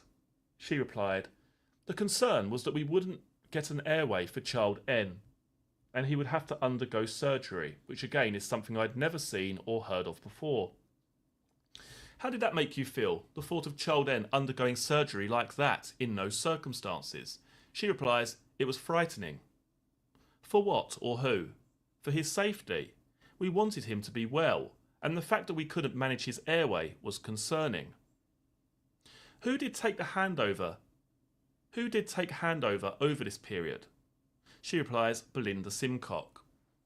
We know that Child N was intubated, yes, and in due course stabilised. And that's the end of the evidence in chief. Right. Okay.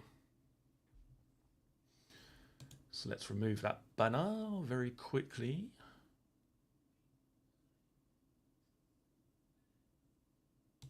And change this a second.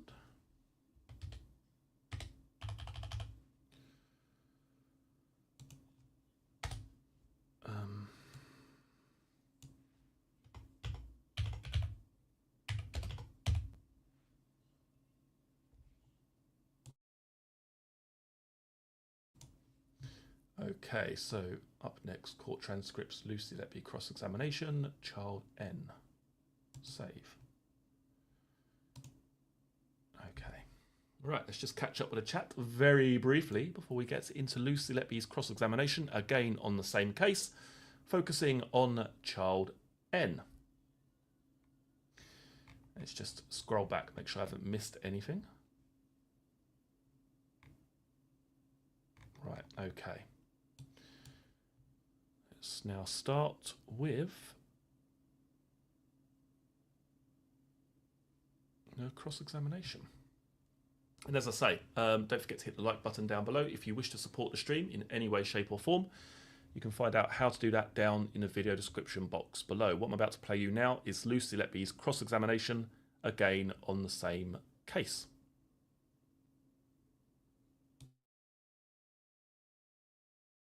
I'm going to move on to child N now, and before the break, hopefully, deal with count 17. As before, we will start with your defence statement, please. This section of it starts at paragraph 154. I'm breaking this down to differentiate between what happened on June 3rd and what happened on June 15th. All right? Okay. So we'll deal with the 3rd first of all, and then we'll move on to deal with counts 18 and 19, which are on the 15th. Okay. At paragraph 154, you say, I did nothing to hurt child N. I had never encountered a baby with haemophilia before. So far as I am aware, no one on the nursing staff at the Countess of Chester NNU had either.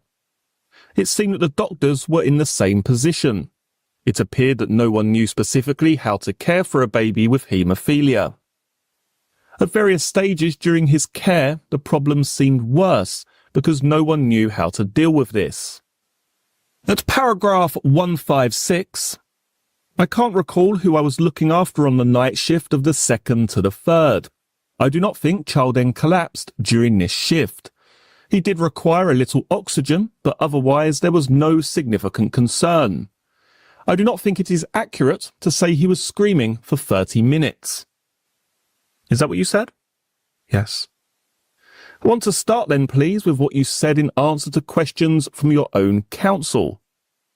On May 16th, you were asked about the incident that happened at about 1:10 on the morning of June 3rd, and you said that you simply didn't have any memory of it. Was that true? Yes. Have I understood your case as it's set out in your defence statement correctly, that in reality this was a bit of a non-event? Nothing serious happened at all? Yes, I don't believe it was a collapse that needed resuscitation. No. If we go to the first of the child N sequence of events, please, at tile 52, Mr. Murphy, we get to the population distribution, which you have helpfully turned up for yourself, and the neonatal review at paragraph 2 of 6. There we see that you had 2 children in nursery 4. Yes. One was JBR and the other AF. Yes. Do you remember them? No. You also had responsibility for AC, who's in the bottom right-hand corner of that screen. Yes. That child was in with parents. Yes. Child N was in nursery 1 with Christopher Booth, who had another child in there as well. Yes. In nursery 2, there was a single child with Sophie Ellis, and in nursery 3, 2 others also with Sophie. Yes. And 2 in transitional care being cared for or supervised by Valerie Thomas. Yes. Who's a nursery nurse? Yes. Are you suggesting that the staffing levels on this shift caused or contributed to the events concerning child N at 1:10 on June 3rd? No. Are you suggesting that anyone's mistake or incompetence made a contribution? No. Do you agree that child N collapsed just after Chris Booth went on his break? Yes. Do you agree, as we see there, that you had 2 what have been described as feeders and growers to care for in nursery 4? Yes. Did you find that boring? No. Did you find that you had time on your hands? No. Do you agree that child N was in good shape at the beginning of this shift? I think so, yes. Well, just to satisfy you that I'm not misleading you, if we go to tile 65, please. These are Nurse Booth's notes written retrospectively towards the end of the shift. As you can read for yourself there, they present an encouraging picture, don't they? Yes. And he is an experienced nurse? Yes. I want to look at what you were doing at the beginning of this shift, please. So if you turn over in the neonatal review that you have in front of you, there at lines 2 of 7 we see, first of all, the blue-coloured font which denotes your involvement. Yes. And secondly, that the 2 children in respect of whom you were involved were the 2 for whom you were the designated nurse in nursery 4. Yes. Do we see recorded there that the first thing you did was to take observations and feed AF? Yes. And you went on, having fed AF, to deal with medications together with Christopher Booth for the other child, JBR. Yes. And that was the order that you would have done things. Yes. Yes. I'd like to put up the feeding chart for AF, please, which is J30921. At the bottom, do we see your writing? Sleepy plus plus. No, that's not my writing. It's not your writing. All right. If we remove that highlight, please. What do we see so far as the feed at 2030 is concerned? At 2030, the baby has had a nasogastric feed because they're sleepy. Yes. 50 mil? Yes. Prior to that, trace aspirate, is it? Yes. And no entries so far as urine or... No, we don't do cares if the baby's asleep. Okay. 50 mil takes how long, please? Again, I can't put a definitive number, but 10 minutes or so. 10 or 15 minutes, depending on the baby. I think the baby's being offered a bottle feed there, were they not? 10 or 15 minutes, you say, for this one? Well, potentially. I can't put a... I don't think any member of staff could put a definitive number on how long anything takes. I would say around that region. Other estimates we've been given for this sort of quantity is about 20 minutes. Yes, I really can't say. And as you have told us several times when I've encouraged you, you pour 10 ml at a time into a syringe. That's right, isn't it? Yes. Yes. A two-handed job? Yes. How do you do that whilst you're texting your mates? Well, it's not done at the same time. No? You were texting your friends, though, right through this time, weren't you? That you were supposedly feeding this child? I don't know. You don't know? No. Have you not noticed? Well, let's look. I'm going to run through these quite quickly. If we start at tile 54, please, in the sequence of events. Remembering that you have put this down at 2030, and it's before the medications that are given to the other two children in the nursery at 2037, making allowances for you being 5 or 10 minutes out. You started a text conversation with your friend Nurse E. Pretty much as soon as you came onto the ward, didn't you? Yes. Asking whether she was home. She responded within a minute. The next text, you responded to her again within about a minute at 2035. And then she sent a text message, aren't you in handover? And responded to a couple more. And then at tile 61 you say, redacted had gone home, so I had a paper handover. Yes. So we're now half an hour before you feed AF. Do you agree? Yes. You send another message to Nurse E 11 seconds later, tile 62. She responded within seconds, tile 63 and 64. Tile 66, somebody doing child ends observations. If we move on to tile 68, as that is going on, you are telling Nurse E, tile 68, we've got a baby with haemophilia. Yes? Yes. So that's tile 68 at 2000 hours, tile 70, 24 seconds later, 34, which is an answer to Nurse E asking how many weeks was child N.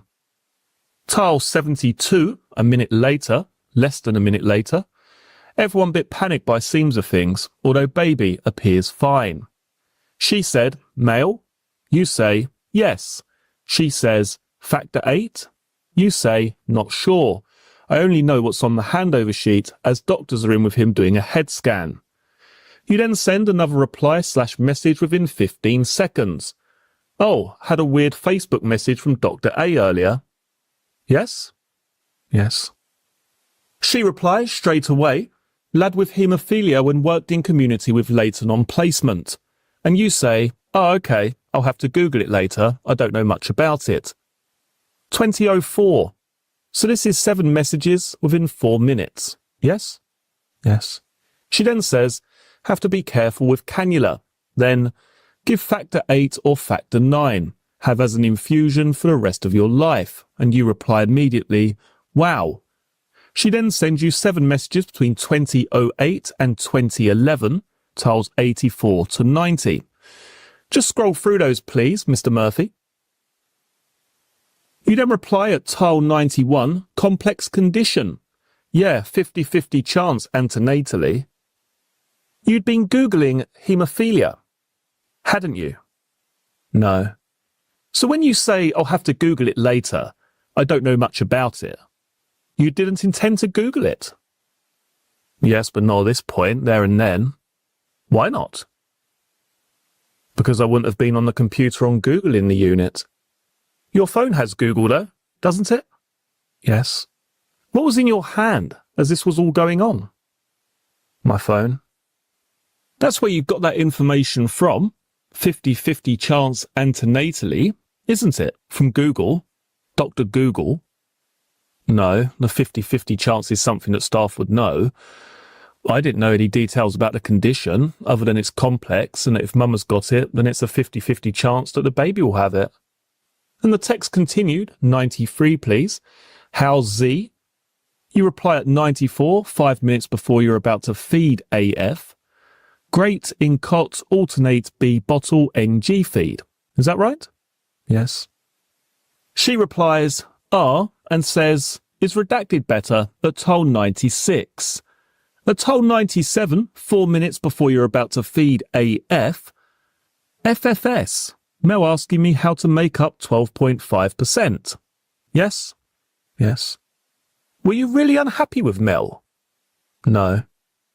You see, in answer to questions from your counsel, you said you only swore in very extreme circumstances. What does FFS mean? For fuck's sake. Yes. Were you unhappy with Mel? Yes, I was shocked that a Band 6 senior nurse was asking me how to make up 12.5% dextrose. And you know, don't you? Yes. That's why I was asking you questions in relation to child M. You were telling the jury that you need to look at all the paperwork. Yes. You knew, but the boss, the supervisor on the shift, was asking you how to do it. Yes. Yes. When she could have looked for herself. She could. But you still told her. I don't know what I said to Mel. You passed her the folder. Let's look, tile 98. Does she not know where the policy is? And your response? You read it, it's your answer. No, I've passed her folder, but now asking if can run via cannula. She needs to look herself. You were not happy with Mel, were you? No, I wasn't happy with Mel being like this, no, a senior member of staff. Yes.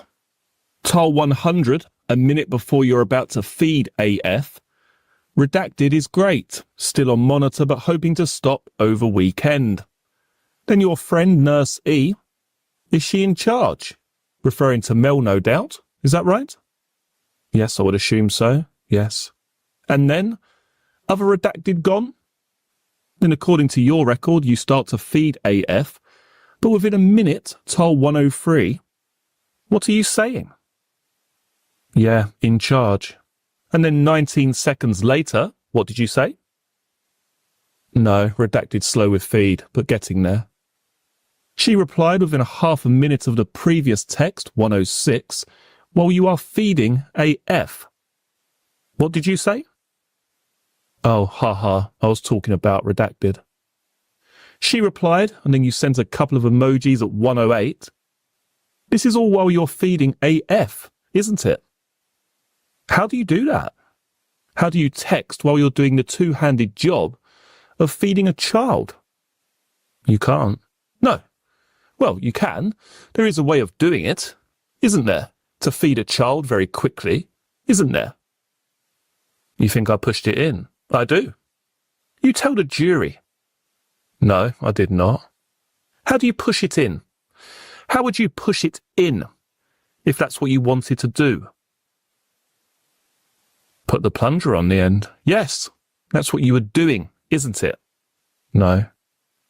Your text continue at 111, please. Your mind was not on AF, was it? No. Who was it on? Nurse E. Oh, come on.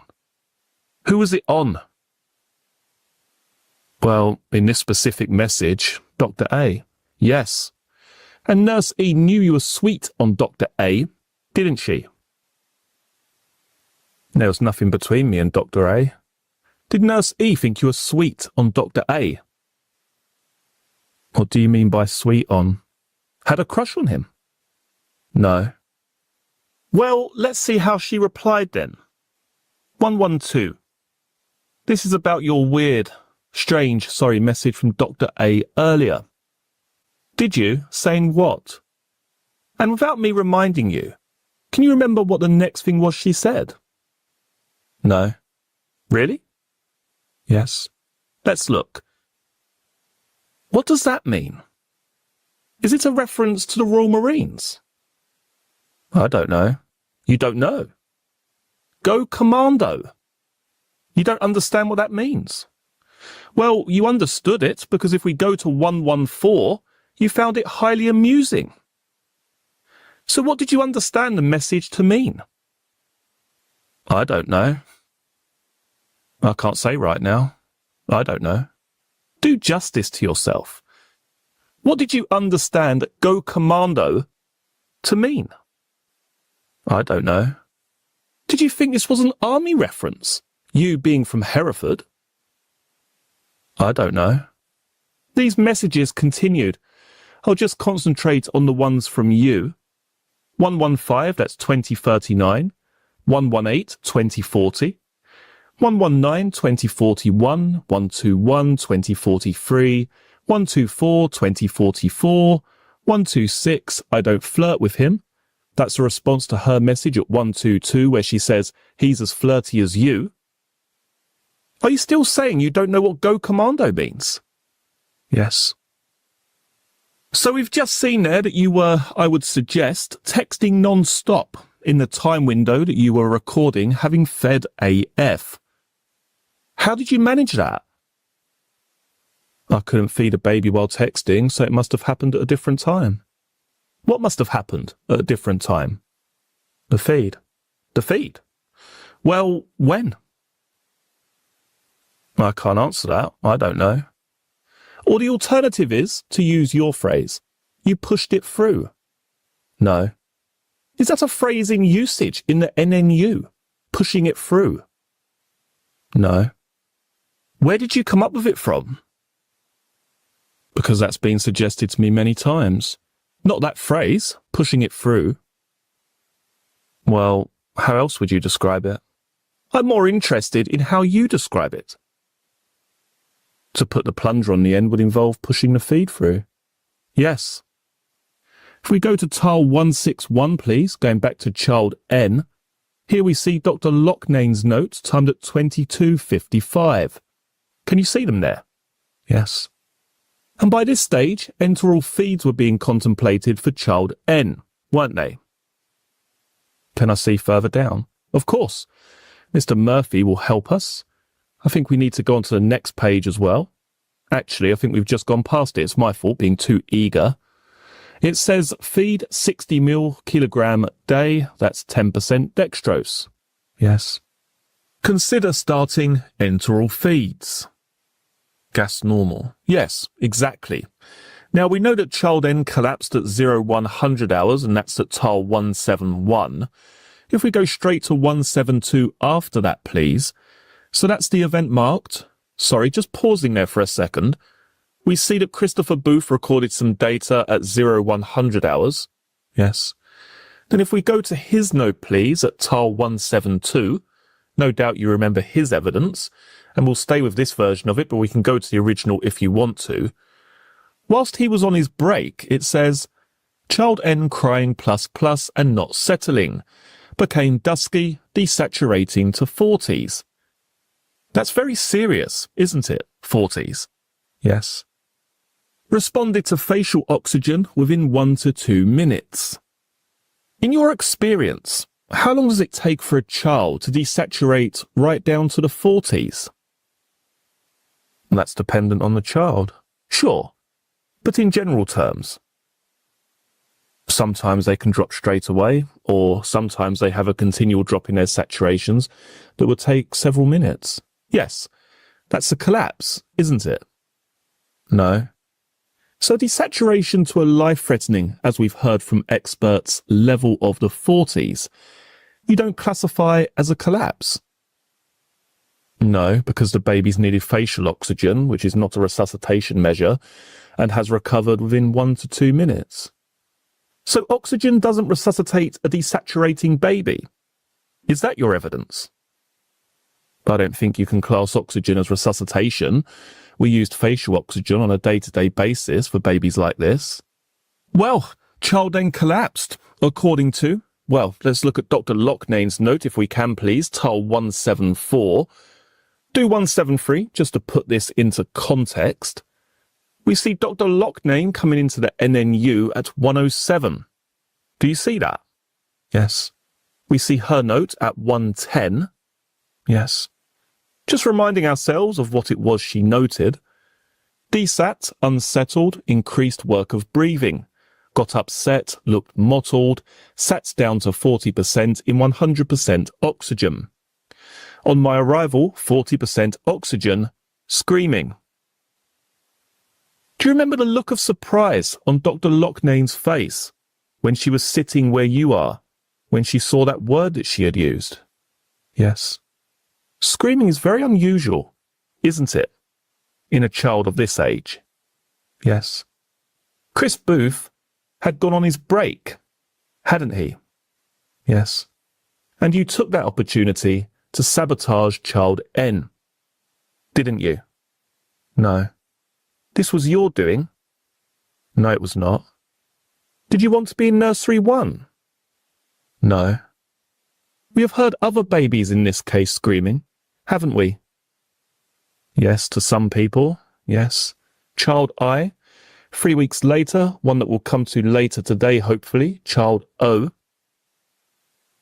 Let's move on to June 15th, please. Counts 18 and 19. It's the second sequence of events for child N, please, if we start with TAL 7. These are events of June 15th, but I'm going to start with the night shift of the 13th to the 14th, all right? Okay. The 13th was a Monday, the 14th was a Tuesday. If we look at Dr. Henton's note and just scroll down, is this the preceding examination for the grand round? Or is this something else? No, that's right. This is the form that's completed on the Tuesday, ready for the Wednesday ward round. So looking to go home this week is the plan, isn't it, for child N? Yes. So that is a reflection, I would suggest, of how well he was doing at that time. Yes, I recall he was only in at that moment because he needed phototherapy. Yes, exactly. Right, let's just jump in here very briefly and catch up with the chat. A massive thank you to Cosmic Kitten for the 1 gifted Crime Scenes Courtroom membership. Alora Mack with the £3.99 super sticker, thank you very much. And also to Lindsay H for the 1 gifted membership. As I say, tomorrow is the members only stream. That'll be taking place most likely around about 7:30 tomorrow evening.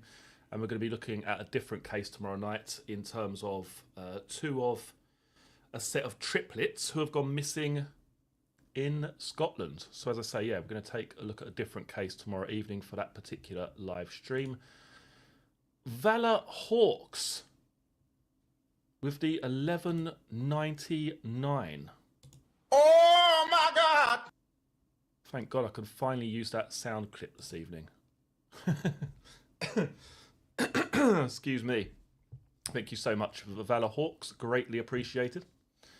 And I think I've actually made you a moderator. I don't know if you know that. I actually made you a moderator about 4 or 5 days ago, but I haven't seen you online since then. So, yes, there we go. Anyway, thank you so much for your continued support. I'll just catch up with the chat, see if there's anything I've missed, and then we'll get back to the video. Valor Hawks, is it a birthday party? That is shameful behaviour, I have to say. Careful, John, you might lose another subscriber. Well, I've only used that sound effect twice today. I think that's pretty good for me. I used it 5 times yesterday, and it says the audio's low again. I think that's when I played a video. Let me move the mic a little bit closer, see if that's a bit better. It seems to be when I played a video and then come back, it seems to be quite low. But hopefully, now the mic's a little bit closer, it should be a bit better, hopefully. Right, okay, let's get back with the let's get back to the video. Right, okay. For $11.99 you should sing happy birthday. It's not her birthday. She's at a birthday party, which would suggest excuse me, it's not hers. Right, anyway, let's get back to the video. And again, thank you very much for the continued support. Let's get back to the video and I'll jump in again in, say, 5 or 10 minutes' time. He was feeding well? Yes. If we go to tile 25, please. Your nursing note also recording the fact that he was due to go home, subject to his SBR level. Yes. Otherwise, ready for home, as you've just told us. Yes. On the early part of this shift, and this is a shift where you were looking after child N, isn't it? Yes. The mother of child N was breastfeeding child N. Do you remember that? Yes. We see it if we go to tile 23. This is the feeding chart for him. Yes, so he was predominantly bottle feeding, but he was also going to the breast as well. Yes. PTB and EBM it says, doesn't it? Yes. So put to breast. So that's 11:50 on the 14th. Yes. So this is the day before the events that we're going to look at. The mother of child N, his mum, left at 14:20, which is tile 26. This is taken from a note that you made, the note at 14:20 saying she'd left. Is that right? Or mummy visiting this morning? Yes, I put she aims to return later. We know she had gone by 14:20. Yes. And at 17:15, so tea time, this is tile 29, you recorded the fact that child N took a 60ml bottle. That's a very good sign, isn't it? Yes. As he did subsequently at 2100 hours, as a matter of fact. Yes. I'm going to suggest that just before you handed him over that evening, you did something to destabilise child N. No, I did not. If we go to tile 78, we've got your friend Jennifer Jones Key's nursing note relating to events in the early part of the shift. Yes. It begins with, baby very unsettled early part of night. Yes. So you're saying this is a coincidence, that this happened just after you went off shift? Yes. Child N was seen by Dr. A at 01:45. If we go to tile 80, please, where he noted mottling. Do you see that? Yes. That was followed by some self-resolving desaturations, which we'll see in Jennifer Jones Key's notes at tile 81, the very next tile. Do you see those? Yes. Child N's bloods were taken at 03:25 and 03:53. That's tiles 82 and 85. Do you accept, and we can go to them if you want to, but do you accept that the lab found nothing untoward about child N's bloods? Could I just see the sheet? I can't recall specifically the results. Of course, that's all right. You're fully within your rights to ask me to show you, and I will. Tile 499, please. There's a text that Dr. A sent you a few days later. Micro all neg, that's microbiology, isn't it? Yes, that's the cultures. Yes. Yes. Just going back to 03:53 then, that morning. This is the morning of the day when child N collapsed twice. I think the information about the blood cultures is also at tile 85. If we go back to that, please. No bacterial growth after 5 days. Incubation. Yes. There was what Dr. A called a reassuring blood gas at 03:53 or thereabouts. Do you remember that? Yes. That's at tile 86. Blood gas may be the wrong way of putting it. This is one that actually went to the lab, isn't it? Is that right? Yes, sorry. I thought you were referring to the gas. There may well be a gas as well. It may be my loose use of terminology. This is a properly analysed blood sample, which gives us a reassuring picture. Would you agree? As much as I can understand those results, yes. Well, that was the evidence from Dr. A. Okay. Now, I'm then going to come to some of your text messages. You had had child N on the previous day shift. Yes. I'm suggesting that you did something to him before you went off duty that destabilized him in the early part of the shift, all right? Okay. I know you dispute that, but at 5:10 that morning, you were texting your friend Nurse E, who was working on this shift. Is that right? It's tile 92. It's probably impossible for you to carry this in your head, but let's go to tile 92 to remind you. Do you see that? Yes. And just to make the point that I'm seeking to make, that she was working, if we go to tile 93, please, the very next one. Okay? Yes. Then you ask the obvious question, if I may say so, tile 94, why? And she replies at tile 100 a short time later, and you respond, OMG. Then I'm particularly going to direct your attention to tile 104, please, which is a few minutes later. Child N. Of course, he hadn't been given a first name at this stage, had he? No. Child N screened. Looks like shit. We know as a matter of fact that the screening revealed perfectly normal results, don't we? Yes. You responded at 106 and 107. Really? And, oh no. I'm going to suggest to you that you saw this as an opportunity to sabotage him on the day shift. No. The reason you had done something to him before you went off the previous day shift was to give the impression that there was a progressing decline that you could take advantage of on the day shift of June 15th. No, that's not what happened. At tile 112, your friend Dr. A sent you a text or a Facebook message apologising for having filled the neonatal unit and talking about an issue he had with hypoglycemia, a personal issue. Is that right? Yes. And talking about an issue that you had with thyroid function. Yes. And signing off saying, have a good breakfast, I think your day may be busy. Yes. Were you looking forward to being in nursery 1? I didn't know where I was going to be placed on this shift. Were you thinking that you might be in nursery 1? I had no idea. Let's look at tile 118. Is that where you wanted to be? No, but the chances are I probably would have been in nursery 1 if the unit was that busy. Well, from that point, this is 6:04, you were texting both Dr. A and your friend Nurse E, both of whom were working, weren't they? Yes.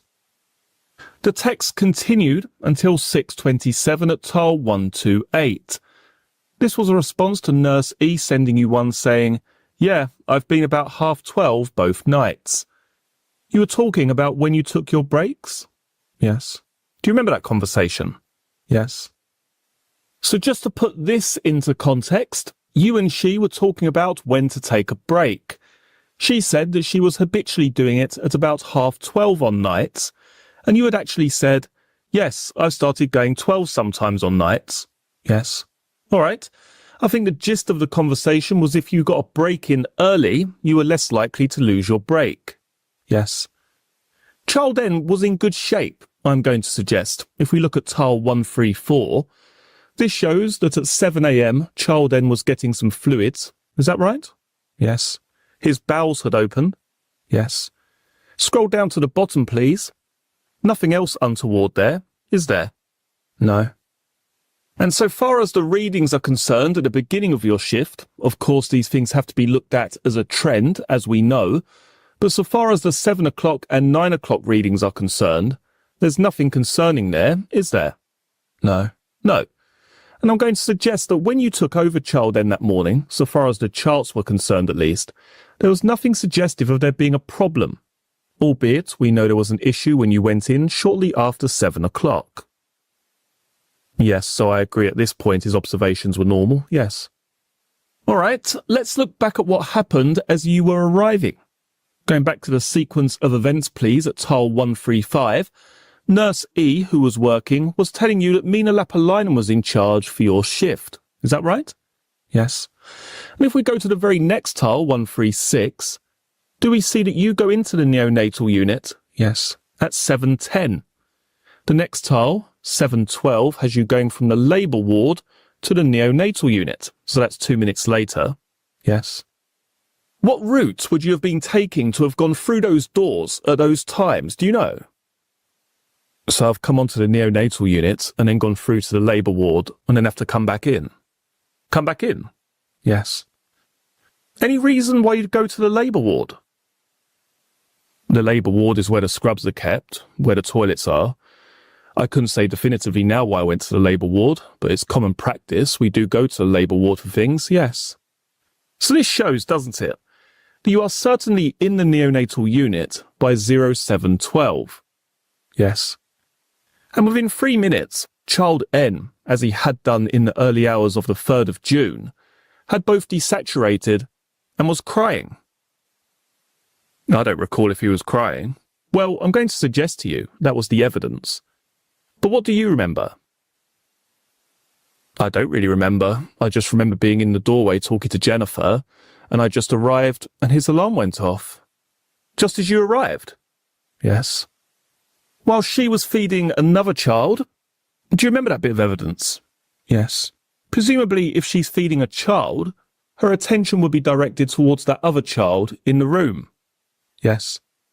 Dealing with the first collapse at about 7:15, 3 minutes after you arrived, are you suggesting that a medical or nursing mistake caused or contributed to that?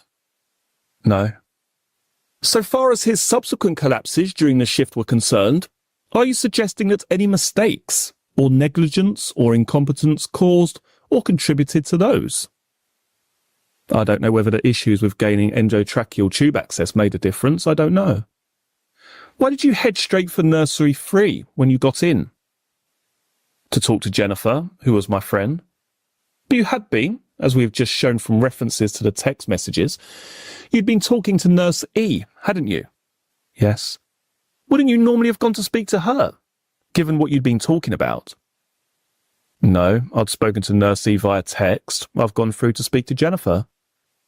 Of course, Nurse E had told you that, to use her phrase, child N looked like shit. Yes.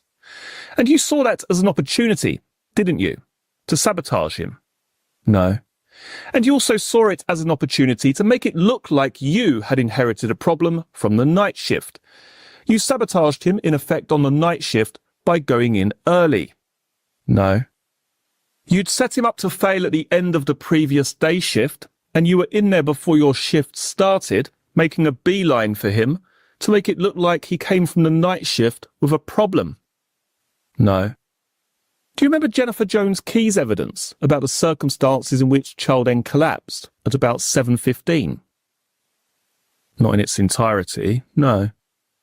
What she said was that you said to her that child N looked a bit pale. Do you remember her saying that? No. That's what you said to Ashley Hudson with child I on October 13th, wasn't it? Yes.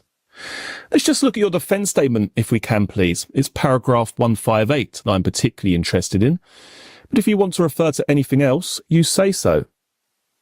Just take a moment to look at it in its entirety so far as child N is concerned, in case I miss something out. You tell me when you've read through the whole child N section for yourself. Okay. I'm going to concentrate on starting at 158. I was on the day shift for June 15th when I went in around 7:15. I went to chat with who was present. There is nothing unusual about this. It's what we do at the start of a shift. I went to nursery 3 to speak to Jennifer Jones because she's my friend. I did not go in specifically to check on child N. Jennifer and I were talking in the doorway. Well, she wasn't in the doorway, was she? No. No. The doorway to the nursery and child N was on the right-hand side. I hadn't actually had the handover at that point, and we heard his monitor go off, and when I looked over, he was blue. So not pale, but blue. Yes? Yes. He wasn't breathing. I shouted for Dr. A. I started to neopuff child N, and Jennifer came over to help. First of all, is that what it says? Yes. Secondly, is that an accurate summary of your memory insofar as it goes? Yes, other than it was just myself that was stood in the doorway. Why did you say Jennifer was in the doorway? I didn't mean it as in both of us were stood in the doorway. I think it's just how it's come out makes it read that way. Jennifer and I were talking in the doorway. Comes out that way? Yes.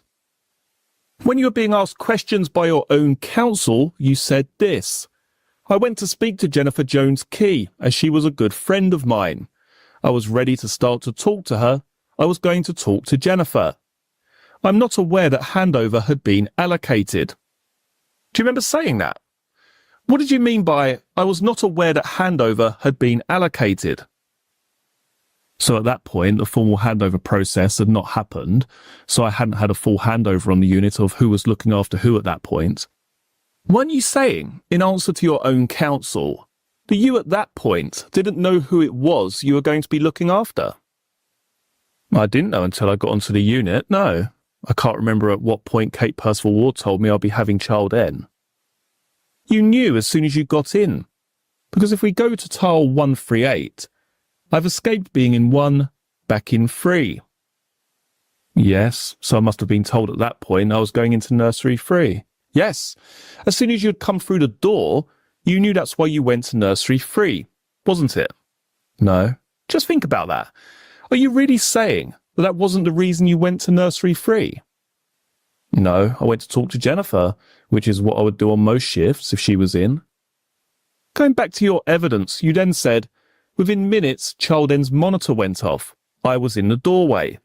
Yes. As soon as you arrived, it pretty much went off, didn't it? Yes. Because you sabotaged him. No, I did not. I cannot remember where Jennifer Jones-Key was. She was in the room with another baby. I had not gone into the room at this point. I was in the doorway chatting.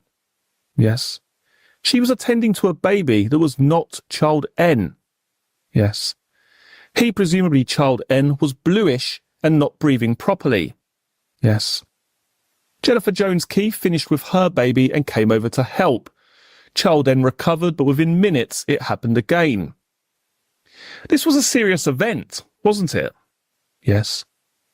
It happened within a minute or two of you arriving in that room. Yes. Just bad luck. Is it? Yes. Do you remember saying in evidence that the first blood seen orally was during intubation? Did I say that? Yes, in evidence, in answer to questions from your counsel. I can't recall now. Well, do you remember? You were asked lots of questions about the IGL airway. Yes. Do you remember that? Yes.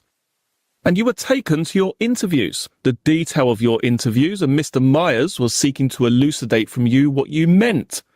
What you were saying to the police in interview about when it was you had seen blood in child N's mouth. Yes. Do you remember that? Yes. And you understand the importance of this point, don't you?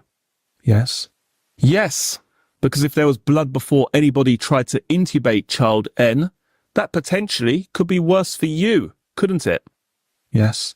Because it might suggest, and you know that I will suggest, that you did something to cause the bleeding. You understand that's the prosecution case, don't you? Yes.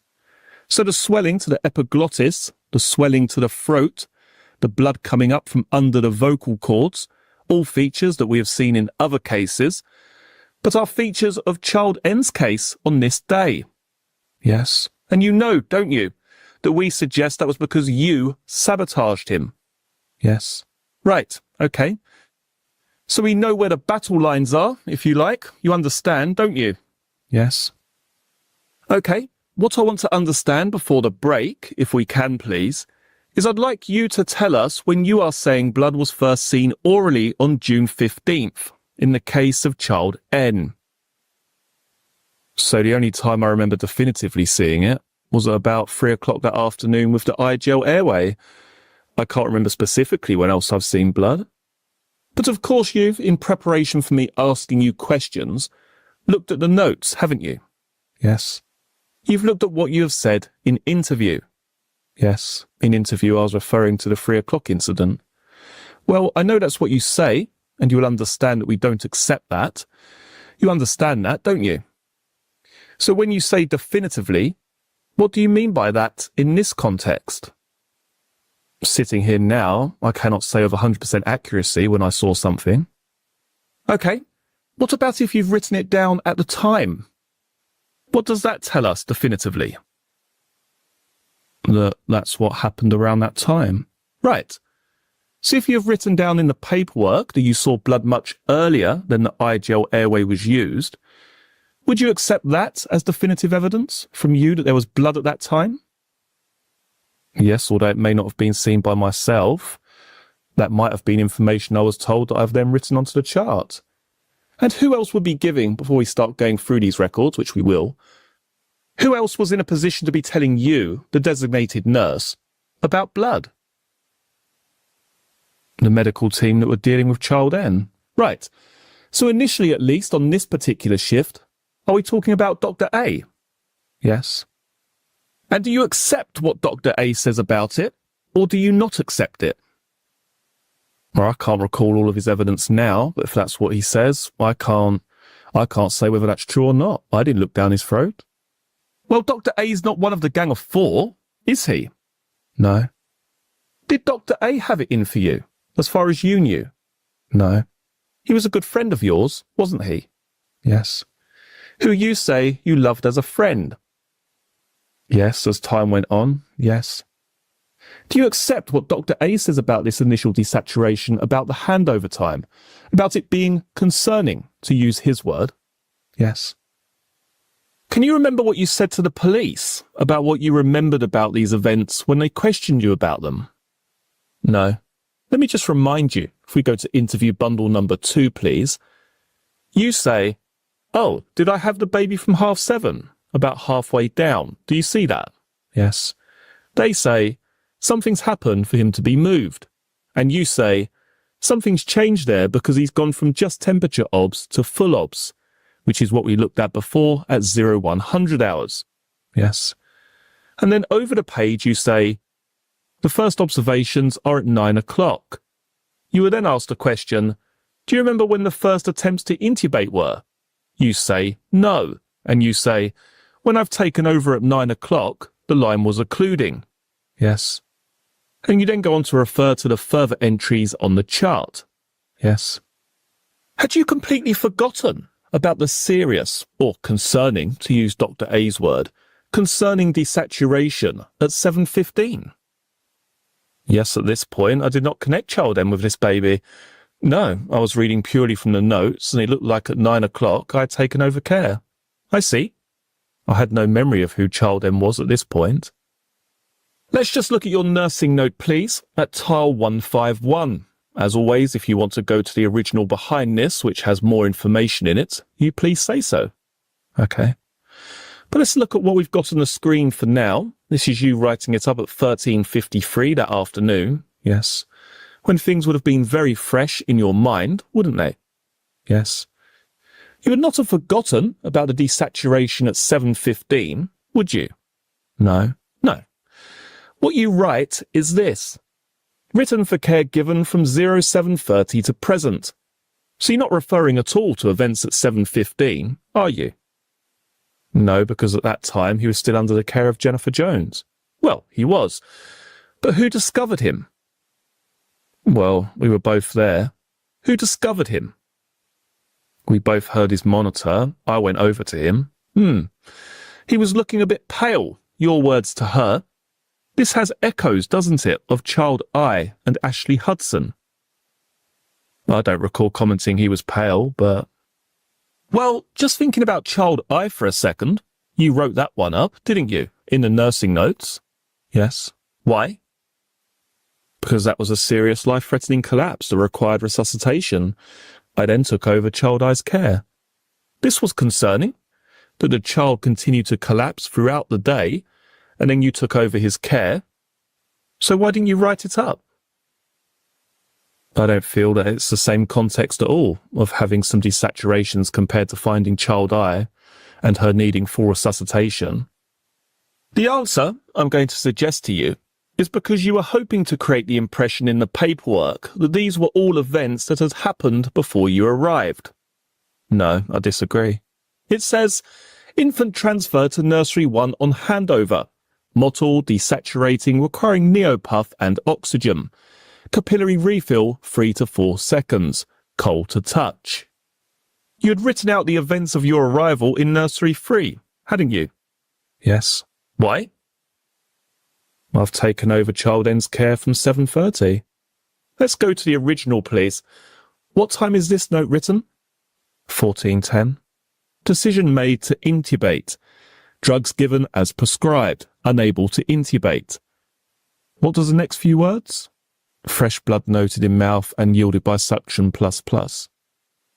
Who does the suction? Doctors during intubation. Not the nurses? No. You were there? Yes, I was there. Do you remember me asking you when you first noted blood? Yes.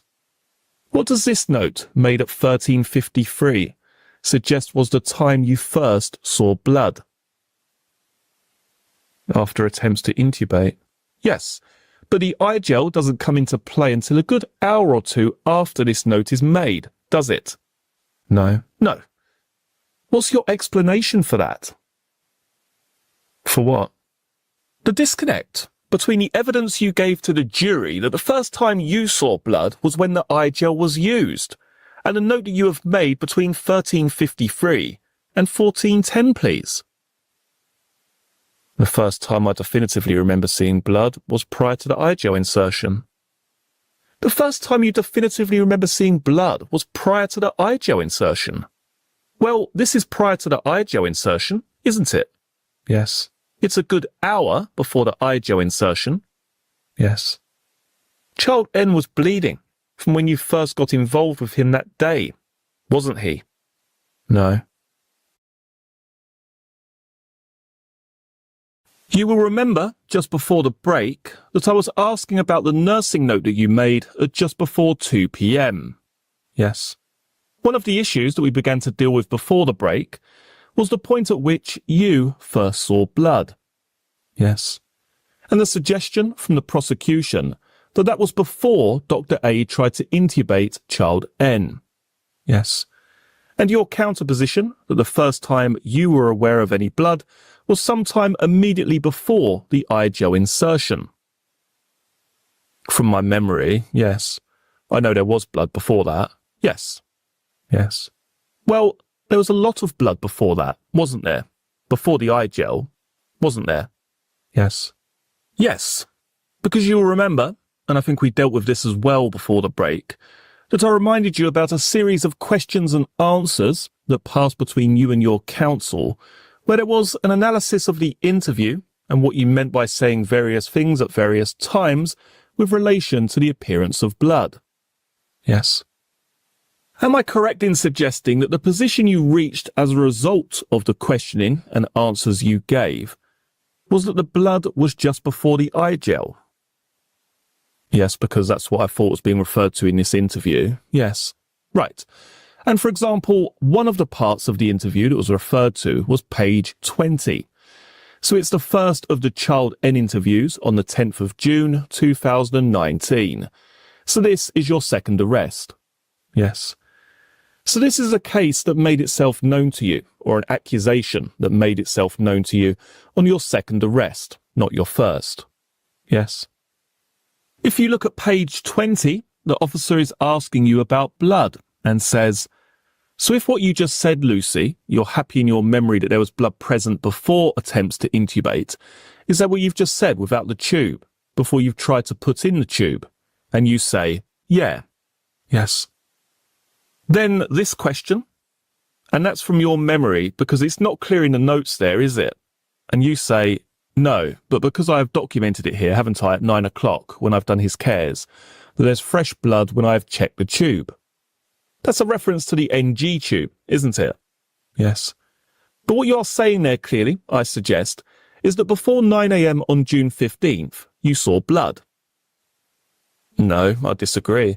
The intubation I'm referring to is the 1500. Where does it say that? The whole line of questioning is regarding the IGL. When I get further on... Oh, I see. I don't refer to the handover intubation at all. The use of an IGL airway isn't an intubation. It is, yes. No, it isn't. It is. It's a secure airway. It doesn't go through the vocal cords into the lungs, does it? I'm not sure exactly where it goes, but it's a mechanical airway that we never usually use, so it is a form of ventilation. We heard evidence from Dr. Breary and other doctors. It is not an intubation. Okay. You disagree with that? Yes, I was referring to it as an intubation. Yes. I see. Do you remember Dr. A's evidence about all this? About events from shortly after 7 a.m.? Not in its entirety, no. He said to the jury that he saw blood in Child N's throat before he started the intubation process at about 8 o'clock. Do you remember that? Yes. Tile 155, please. This is you co-signing with Bernadette Butterworth for morphine, isn't it? Yes. At 156, sodium chloride? Yes. And at 158, atropine? Yes. And at 160, succinylphonium? Yes. And these are all drugs that are given within a 6-minute period? Yes. For what purpose? Intubation. There was an attempt to intubate at about 8 a.m. Yes. Do you remember Dr. A also saying he saw swelling at the back of Child N's throat? Yes. Do you remember him saying, it must have been unusual for me to have remembered it? Yes. And the clear import of his evidence, I'm suggesting to you, is that he was saying this was all before he intubated or tried to intubate Child N. Do you agree? No, I don't think I can comment on what Dr. A saw. Well, let's look at tile 171. Your note, please. Unable to intubate, fresh blood noted in mouth. That's what we referred to before. Yes. What does that mean? The doctors were unable to intubate and fresh blood was noted in the mouth and on suction when trying to insert the tube. Yes. They can't see, can they? The doctors cannot see because of the blood.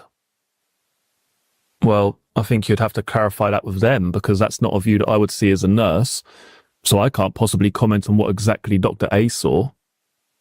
Do you agree that Professor Kinsey, in effect, eliminated the possibility of a spontaneous hemorrhage? Yes. Do you remember what you said to the father of Child N? No. At what point? At about this point? No. He said this in a statement that was read to the jury. I was at work. I then received a phone call from Child N's nurse, Lucy. Yes.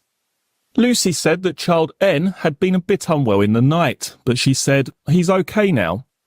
I told Lucy that the mother of Child N would be in a bit to see him as usual, and that was that. She, this is you, didn't give me any other information. I didn't get the impression that he was still unwell or that we needed to be concerned. About 10 minutes later, the mother of Child N rang me. We needed to go to the hospital. You rang the father of Child N, didn't you? No.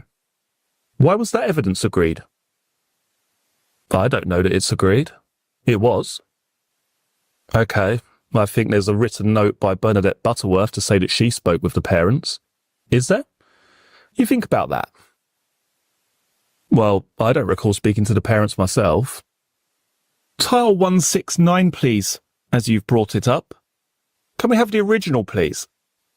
The bottom right-hand corner, Mr. Murphy. Thank you very much. So this is Bernadette Butterworth's note, is it? No, it's my note referring to Bernadette Butterworth, and I would not have put her name in there had that not happened.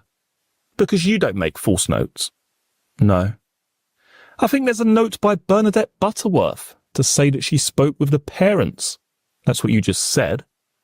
Was that true? No, I said, I think, and I understand now that it was myself that wrote that. Oh, you knew very well it was you that wrote it, didn't you? I do now I am seeing it, yes. Because you study these papers in advance of me asking you questions about them, don't you? I look at them, yes. Yes. What have you written at 14:10 to 14:12 that afternoon? Parents were contacted by staff nurse Butterworth during intubation. Both mobile phones switched off and no answer on landline. Message left. Call returned shortly after and parents were asked to attend. Have been present since. Both understandably upset. Support given and fully updated by myself, consultants Letby and medical team. Aware of support needed and plan of care. Mummy expressing milk frozen. I was at work and then I received a phone call from Child N's nurse, Lucy. Lucy said that Child N had been a bit unwell in the night, but he's okay now.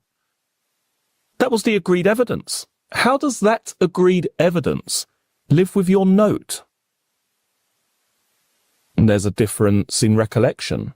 No, because the agreed evidence is the truth. Well, I can't answer that. Well, the answer is, your note is a lie. No, it's not. In her agreed evidence, the mother of Child N said this. On the 12th day, the 14th of June, we were told by a consultant that he, that is Child N, was able to go home the next day. So that's the 15th of June, the day we're talking about, isn't it? Yes, she was talking on the 14th, yes. I was due to go and collect him on the 15th of June around 8 a.m. I had a phone call from Child N's dad to say that there had been an issue at the hospital and Child N had had a bleed and was unwell. This is information coming from you to the father of Child N to the mother of Child N. No, I disagree. But it's agreed evidence. Well, I disagree with it now. It's yet another account from a parent that has been agreed, and you are now saying is untrue. Is that right? Yes, I have no recollection of speaking to the family on the phone, and I would not have put Bernadette Butterworth's name in there had that not been the case. Were you sitting in the court when this agreed evidence was read to the jury? Yes. What did you do about it? Well, with respect, there's been a lot of evidence gone over, and I've relied on my legal team. I can't say any more than that. We've seen you firing out post-it notes from the dock. Yes, which I think I'm entitled to do. You are? Absolutely. Absolutely you are. That's the whole point of you being here. Have you raised an issue with these agreed statements being read? I'm not sure. No. Well, is the answer no? I can't say now whether it's something I've ever raised with my legal team. No. Well, if you did raise an important issue like that and they didn't pursue it with the court, what would you do? Well, I think we're getting beyond that. I don't want to comment on what ifs and buts. I don't know. Well, we've heard you interrupting the mother of Child E and F, for example, when she gave evidence saying you couldn't hear. We saw you interrupt Dr. A when he first came to give evidence and you tried to get out through the back door of the dock. Yes, because I felt unwell. No. You didn't like hearing your boyfriend giving evidence, did you? That's not fair. You told the father of Child N 2 lies, didn't you? No. First of all, you minimised how ill Child N was and said he'd just been a bit unwell in the night. And secondly, you told him that Child N was okay now. That's right, isn't it? No. And the third lie is you attributing the conversation to Bernadette Butterworth. No. And this is part of your pattern of behaviour, distancing yourself from and making misleading records. No, Bernadette's name is in there because that's what happened and all the staff on the unit have access to those notes. If anybody disagreed with that at the time, they could have looked at that. Well, that would presuppose that Bernadette Butterworth had a reason to go and look at the note, wouldn't it? A lot of the nurses look at any of the notes at any point. That's up to them. Yes, absolutely. But do you ever suspect your colleagues of making false notes about you? No. Do you spend your time reading the notes of other children? Yes, sometimes, yes. You do? To familiarise myself with who else is on the unit, yes. Is that because you're so busy, you haven't got any time? I don't understand. That doesn't make sense. Well, you've repeatedly told us how busy things are on the unit. Yes. Have you got time to be reading the notes for children who you are not caring for? Yes, at times. It's important all staff know about the babies on the unit. If we can go to page 29 of your interview, please. This is the interview on the 10th of November 2020. This is what you were saying in 2020 about this telephone conversation, all right? Yes. The officer asks, I've got a statement from the father of child N, and he evidences a telephone call which he received from you on June 14th, saying that child N had been unwell in the night, but he was doing okay now. He says 10 minutes later, child N's mum called him, saying child N was poorly and they needed to go to the hospital. Do you understand what he said there, Lucy? So he's saying there that he received a call. And you replied, and was it from me? You were then asked the question, why did you tell the father of child N that he was doing okay? You replied, I don't recall the conversation. No, I don't. When this call was made, did you know that Jennifer Jones-Key was going to say that you had been at the scene of the first collapse? I didn't make the phone call. You carried on making false entries, didn't you, in the paperwork? No. Let's see if you're saying that these are true or untrue. Can we look at J19316, please? 0900. That's your writing, isn't it? Yes. Is what you've written there true? Yes. What does it say? So I've written the drip reading at 9 o'clock and said that it was occluding. I can't see what the 10 mil is in reference to. Right? What does the 10 o'clock reading say? Again, it's got the drip readings and it says 1 mil fresh blood, not past urine, green stool. 1 mil fresh blood. Which column is that in? I'd have to see the top of the page, please. The NG vomit asp column, is it? Yes, I believe it would be, yes. How did that blood find its way coming up out of the NG, as a vomit or as an aspirate? I can't say from reading that which it was, whether it was a vomit or an aspirate. Child N had had a serious desaturation at about 7:15 or thereabouts, is that right? Yes. Dr. A had tried or made preparations for intubation at about 8 o'clock. Yes. At 1000 hours, well, you knew that child N had haemophilia. Yes. And at 1000 hours, you were making a note that there was a milliliter of fresh blood in the NG asp vomit column. Yes. What did you do about it? I can't say from my memory now. Well, you know what's in or isn't in the notes, don't you? No, I don't recall my notes word for word, no. Well, given that background and given the particular issue that this child had, what should have been done about the fresh blood in the mouth? I don't know that it was in the mouth. Fresh blood would be escalated to somebody, whether that's the nursing staff or medical. So who did you escalate it to? I don't know. There is no record of you escalating it to anybody, is there? No, if that's the evidence. No. Well, I'm suggesting to you that there is no record anywhere of you escalating this issue with this child at about this time. Okay. Do you dissent from that? I agree there's no written record, yes. Whether there is any verbal conversation, I can't say. Well, this was potentially very serious, wasn't it?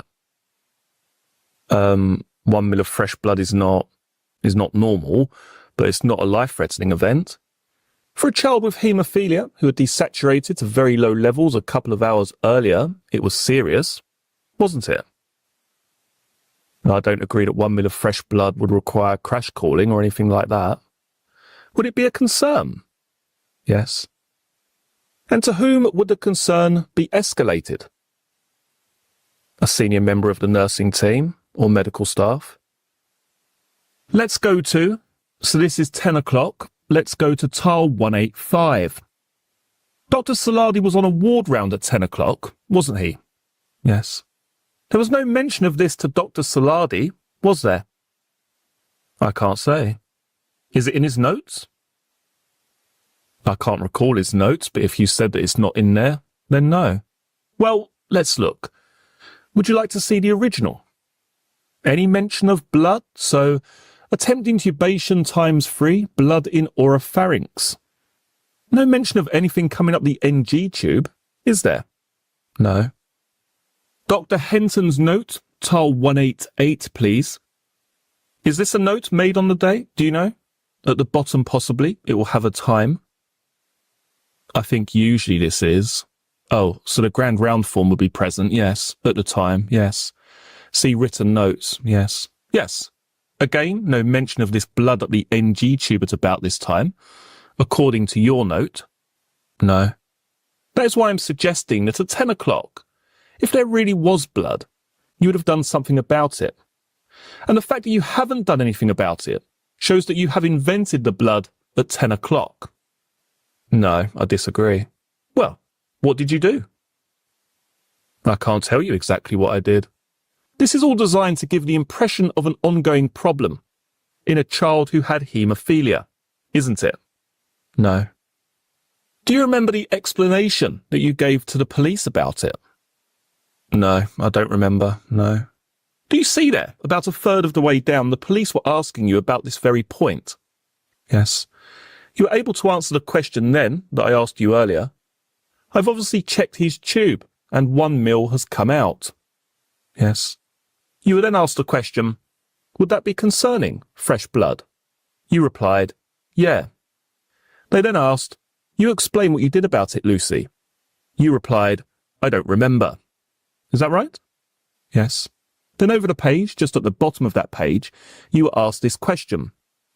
Just in your experience, Lucy, the fresh blood, what can cause that?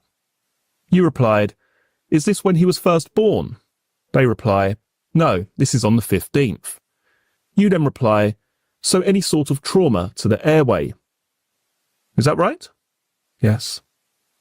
He's having some sort of an abdominal issue, an abdominal bleed, something like that. If the NG tube's being inserted forcefully, it can cause a bit of trauma going down. Yes. Is that true? Which part? Well, yes, it's all true, yes. Is it true that the NG tube can cause bleeding in the throat or the mouth? Yes, a small amount, yes. Do you remember it being suggested to Dr. Evans on your behalf that that was a ridiculous suggestion? That the NG tube, for a very large amount of blood, yes. Yes. Do you remember the expert evidence of Elizabeth Morgan, the expert nurse, which was agreed? Not in the entirety, no. That any unusual occurrence should have been escalated verbally to the medical staff, particularly where it was relevant to a particular issue to which the blood was relevant. So, a haemophiliac child bleeding. Yes. You didn't escalate it, did you? I cannot say that I didn't escalate it verbally. You were telling your friend Dr. A about it, though, weren't you? Do you remember? Yes, I remember at some point Dr. A asked me how he was. Let's just look at tile 199, please, which is a Facebook message you sent him at 11:29. Read that out, please. It's your message. Small amounts of blood from mouth and 1 mil from NG. Looks like pulmonary bleed on X-ray. Given factor 8, wait and see. Apneas have improved and gas is good.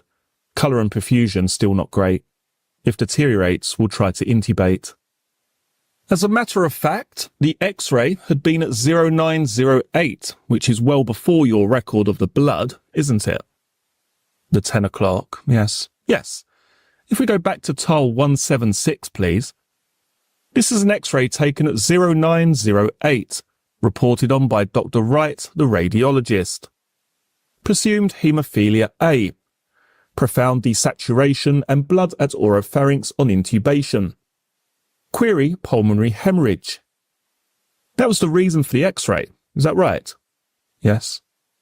But Dr. Wright's report says the appearance is more in keeping with infection than with pulmonary hemorrhage. Yes, this information comes sometime after the X-ray though. It's not available at that time. So I'm suggesting to you that you were creating the impression with your colleagues that child N had a problem which, if it existed at all, was being caused by you. No. Can you rephrase that, please? Yes. I'm suggesting two things. Either there wasn't a problem at all and you were making it up, as evidenced by the fact you didn't report it through the normal chain of command, or if there was a problem, you were causing it. No, I disagree with both. Do you remember the parents of child N arriving? Not in clarity, no. Well, you referred to it in a text message you sent to your friend Nurse E. Yes. Tile 232, that's her question to you. Child N's parents been in? Asks your friend. Yes. And your response comes 3 minutes later of 13:54. Tile 235, please. So Nurse E, had she gone off from the night shift? Yes.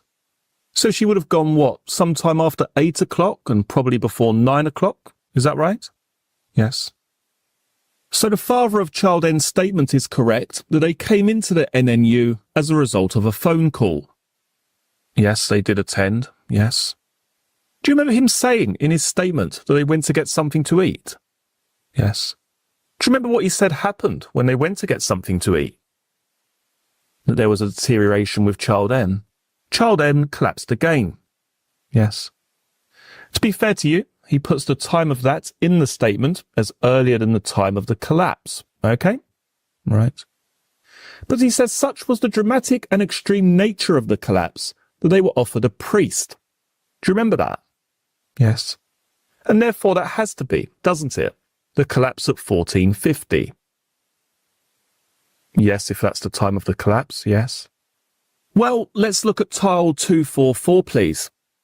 Your note? Yes. Desaturation to 44, heart rate below 100 at 90, fresh blood. So more fresh blood? Yes. Noted from mouth and free meal aspirated from NG tube. Yes. So the source on the face of it, not the stomach, not the lungs I should say, because the NG tube is in the stomach. Yes. What had you done to Child N to make him bleed? I hadn't done anything to him. This is very similar to what happened to Child E, isn't it? Do you agree? Child E had significantly more blood, but yes, he did have fresh blood, yes. Do you remember telling Dr. Mabry about this? No. It's tile 245 in his note, if we look at that, please. This is written in retrospect, of course. Crash bleep to NNU due to sudden desaturation following free meal aspirate of blood from NG. Yes. So we're talking about the same event, aren't we? Yes. One attempt at intubation by myself. Cord seen but obstructed by swelling in airway. Yes. Do you remember what he said about that? I remember him saying it was unusual. He had not seen anything like that before. Exactly. Unlike anything I had encountered previously. Yes. You had shoved some foreign object down Child N's throat, hadn't you? Absolutely not. No. That's why he was bleeding. No. Dr. D saw swelling in the throat. Yes. Dr. Breary saw blood in the throat about this time. Do you remember? Yes, if that's what he said. Yes. And it's all your work, isn't it? No, it's not at all. Do you remember some assistants having to be called from Alderhay? Yes. And you were agitated by that, weren't you? Yes, I'd never known anything like that. It was, yeah. Did you think eyes from the outside might work out what you'd been up to? No, there was nothing to do. I wanted them to come and help Child N because at that point, nobody on our unit could do that. Do you remember saying to Dr. D, who are these people? Yes. Who are these people? Yes, I did. I had no idea who these people were. The nursery was full of people, and I didn't know who they were. I'd never experienced staff coming from another department or another hospital before. So that's your reason, is it? You didn't know who they were? No, I didn't know who they were. No. You didn't know where they'd come from. I knew where they'd come from. I didn't know who they were or who was doing what. I've never known staff come from different hospitals or different departments. It was a completely new experience. Do you remember the evidence from the doctors that as Child N collapsed the final time, they were all away from him? As in every doctor? Yes. Dr. Potter and Dr. Lakin were in a different room preparing Dr. Potter's equipment, I think, and Dr. Gibbs said they were in effect in a huddle discussing what they were going to do. Okay. And that was the point at which Child N collapsed again, wasn't it? Yes. And you took advantage of, as we have seen in many other cases, them being distracted to try to kill him. No. You did try, didn't you? No. Were you telling the truth when you told the police that the only thing you could remember was what was written down about these events? Yes, at the start of the interview before I realised it was Child N. Yes. We're going to move on, please, to count. Okay. Right, let's move the mic a little bit closer in case it's gone down in volume. Right, let's see if that works. Let's angle it upwards a little bit. There we go. Right, okay. Now, Terence has also kindly set up a Discord. So if anyone wants to keep in touch outside of the stream, if you wish to continue your conversations off stream and also be updated when the streams are, or any change to the streaming schedule, etc., do feel free to join the Discord link that I'm about to put in the chat box below. Let me just pop it in here.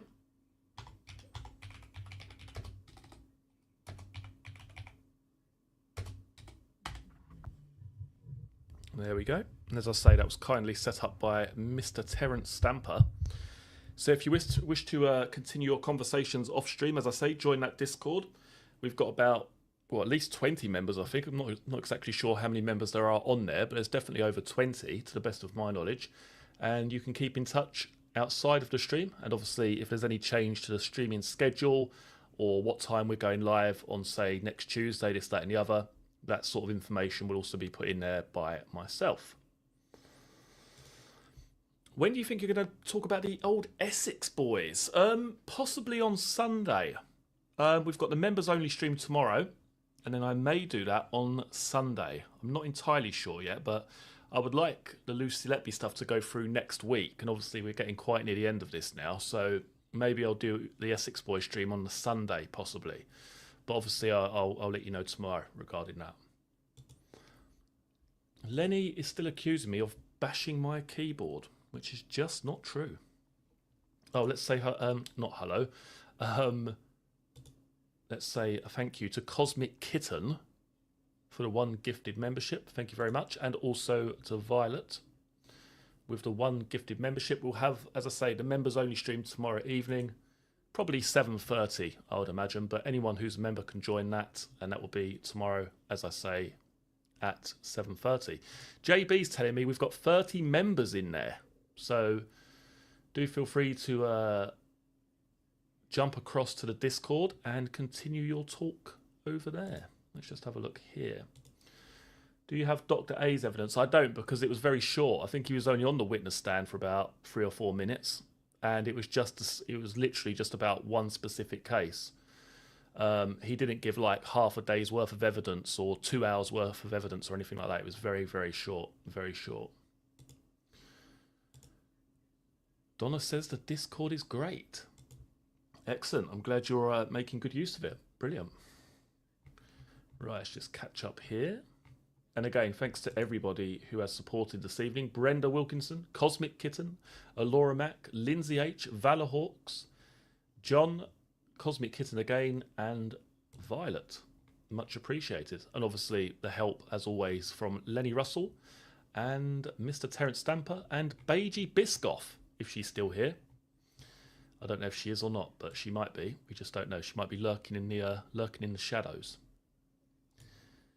Right, let's have a look. Just catch up, see if there's anything else before we conclude. Still being released. What's happened to that? I don't know. I mean, I hear so much stuff about, you know, he's got his parole hearing coming up, but we're never given any proper dates. We're never given a location so that anyone could attend publicly. So it makes you wonder if this stuff is actually happening. You know, I don't know.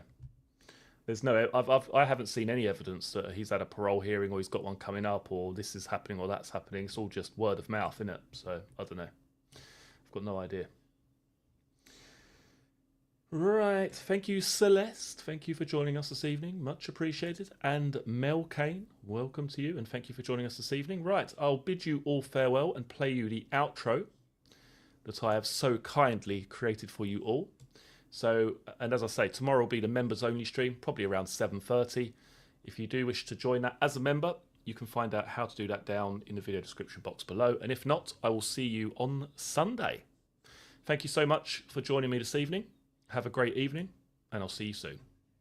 Goodbye.